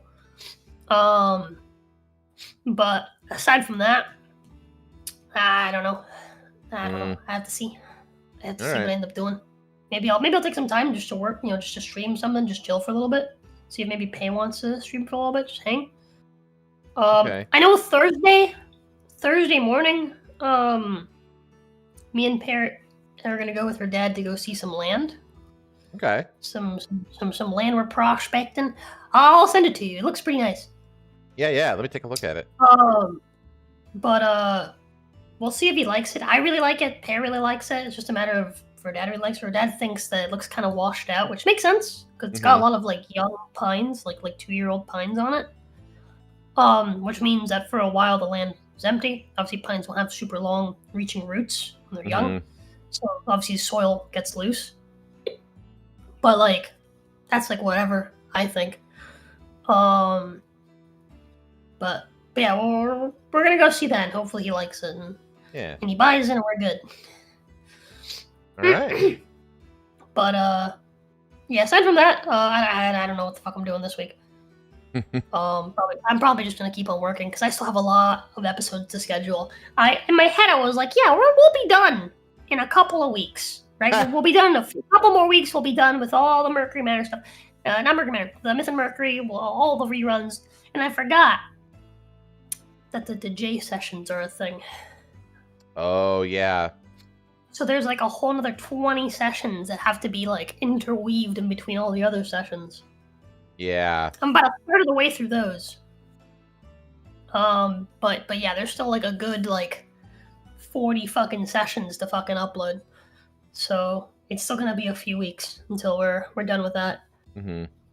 But at the same time, I'm like, again, I'm working on the current campaign at the same time, and then I'm also working on stuff for the community run campaign. Are you available Thursdays in the evening? What time? From 7 to 11 p.m. 7 to 11 p.m. on Thursdays. Your time? Yeah. That'd be 8 to midnight my time. I have my Japanese lessons at 10 at night on Thursdays. Dang it. That lasts for an hour. Every Thursday? Yeah, it's every Thursday. Dang it. Okay. I mean, that's fungible though. That's fungible. Because we're gonna be running the community Curse Strad bi-weekly, and the idea behind that is that it's gonna only be one player character, so only one person makes a character that levels up and stuff. Mm-hmm. Everyone else is gonna RP an NPC, which I actually did a character description for. And so basically, everyone has to be like ready to go, because you might not get brought in, but you might. Right? At any given point, the player can end up where you're at, because Curse Strad is like open world basically. It's very sandboxy, so the player can go anywhere. It's not like linear. And so you whoever's playing an NPC has to be ready. But I was gonna ask you if you wanted to maybe play an NPC. I have like 10 slots remaining. Oh gosh, you got a lot. Are you gonna? I have a feeling you're not gonna be able to fill all the slots. I've already filled 7. Got 7. I've filled 7 slots so far. And then there's 10 remaining because there's 17 slots. So, are you saying that like literally every stream you're gonna have 17 people just on standby for 4 hours? Yeah. Wow. That's a commitment, I have to say. It sure is. Which is why I'm asking everybody to make sure that they're committed to do it. Let me see. Because I've actually been thinking about switching up my my tutoring classes anyway. Right now I do them on Mondays and Thursdays, which are essentially the days that I don't stream. Which means that I basically have something I have to do like every fucking night throughout the week. And I was thinking about shifting it to like Wednesdays and Sundays. Because that way, I would have I would still do my Yakuza stream on Wednesday because the lesson isn't until 10 o'clock. Like, stream starts at 5 or 6 o'clock, goes for 3 hours, and it's done well before the Japanese lesson starts. So there's no overlap on Wednesday. And then Sunday, I would just game with my dad up until an hour before the lesson or so, like in the evening, or after we get home from church or whatever happens. But that would give me Monday and Thursday with no streams, nothing to do. It would basically give me 2 days a week where I'm just like outside of my normal job to be just free, which I would very much like to have. So that I was thinking about actually doing that. So let me think about it a little bit more, and I'll get back to you. Okay. And anyone in chat who might be interested, this is open to like viewers. It's like open to like the community, and I'm gonna open it to new people on Twitter that I haven't met, which scares me. But I am gonna do that if that's what necessary to fill slots. So if any of you guys that are like regulars in chat are interested or are available, it's gonna be every other Thursday, starting somewhere around the end of January, start of February. And it's only a 4-hour commitment, once every 2 weeks. Have you thought about mainly doing it like a rotation? So like the player character has access to certain people every week that rotates in and out. That way. No, because Curse of Strad is really, really rough, and so the idea is that I'm gonna run Curse of Strad completely vanilla. Normally I house rule is normally I totally like rebalance Curse of Strad, because Curse of Strad is like, it's very, very hard, especially early on. It's very, very easy to die. And so typically I modify it somewhat, but I'm gonna run it unmodified. And so if the player character dies, the player character dies. And then the idea is that if they die, so the way that characters are picked for each NPC player is, so in Curse of Strad, there's something called the Taroka deck. You meet this seer lady, this gypsy lady that pulls tarot cards, and basically the tarot cards determine aspects of the campaign. One of the aspects is who your chosen ally against Strad will be, like who your fated ally is. Okay. And the way that I'm busy picking who plays who is whenever someone tells me like, "Hey, I want to play," it's like, "All right, cool. Let me pick out a card for you, and this card will determine who your character is." Right. And so the idea is that if no goes the player character for our first attempt at this, if No-Go dies and everything falls apart and they lose, what we're gonna do is I'm gonna pick a character card, right? And depending on what that character is, that player will swap with No-Go. So then No-Go will play their character, and then they get to make their own player character, and they get to be the hero instead. And we'll just keep cycling until someone beats Strad. That's basically like my idea. Oh wow. Okay. Interesting. Yeah. But Okay. But yeah. With Yeah, that only one player, like, to actually lead things, it shouldn't take too long to make progress. It was like my idea. Right, I was because like, they're not sitting there debating with a bunch of other people, and yeah, exactly. It's just one person is the hero, and then everyone else, as per the rules of the RP, are essentially followers of the leader. Right. Okay. Interesting idea. So, yeah, I'm excited. Yeah, let me get back. Let me get back to you. I think I might be able to swing that. Hell yeah. I gotta check the tutor schedule though. Is the thing. I gotta make sure that because I'm pretty sure she's good for Sundays. I don't know about Wednesdays though. Okay. But yeah, if anyone in chat's interested, you let me know. You shoot me a DM. I'm gonna go chat. The gates are open, and there's nothing holding you back from walking through them. Well, except your life and your job and stuff. But you know what I mean. Is it kind of like RP Fire Emblem? Like RPG Fire Emblem? I don't know. I don't know anything about RPG Fire Emblem. So Yeah, I don't know what that is either. I've never played Fire Emblem before, and I feel like I would like Fire Emblem because I like the tactical turn-based stuff. I just never played Fire Emblem before. It's D&D. So okay. If you're interested in D&D Theater of the Mind and playing on stream, shoot me a DM. There you go. But yeah, that's... As for me, back to Soma on Tuesday, which shouldn't be an issue because I'm taking that day off, so shouldn't have to cancel that. And then we're back to... I think we're going to start, instead of keeping the Man Who Erased His Name going on Wednesday, we're going to put that on hold, and we're going to start up Yakuza 7, or Like a Dragon, the first Like a Dragon. We're going to get that one going instead. Because I don't want the Man Who Erased His Name to spoil things, because it will. It hasn't yet, but it will. It's alluded to spoilers already, but it hasn't outright spoiled anything yet, but it will. So, and then we got. I am hunting down the Legend of the West outfit in Red Dead Redemption on Fridays. So we're working through all the challenges and stuff like that, and trying to get the Legend of the West and all the other outfits as well before we finish the game up, because we're pretty close. We're pretty close to the end. There's only a handful of main missions left, I think, and almost all of the side missions are done. So once we get done with these outfits, there's literally nothing left except just knocking out main mission after main mission. But I want to at least get the Legend of the West outfit first. So. And then we got number 57 of this show on next Saturday. So that's the week. Every week, chat.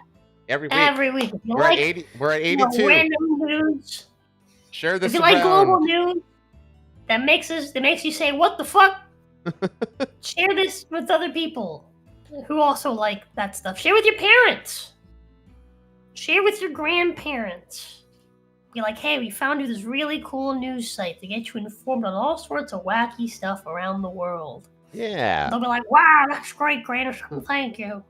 And then they'll watch and they'll say hello and we'll hit 100 subscribers. Yeah. Before the end of the year. And then we'll nuke the channel. No, I'm just kidding. No. Your grandparents will die, and then we'll lose subscribers.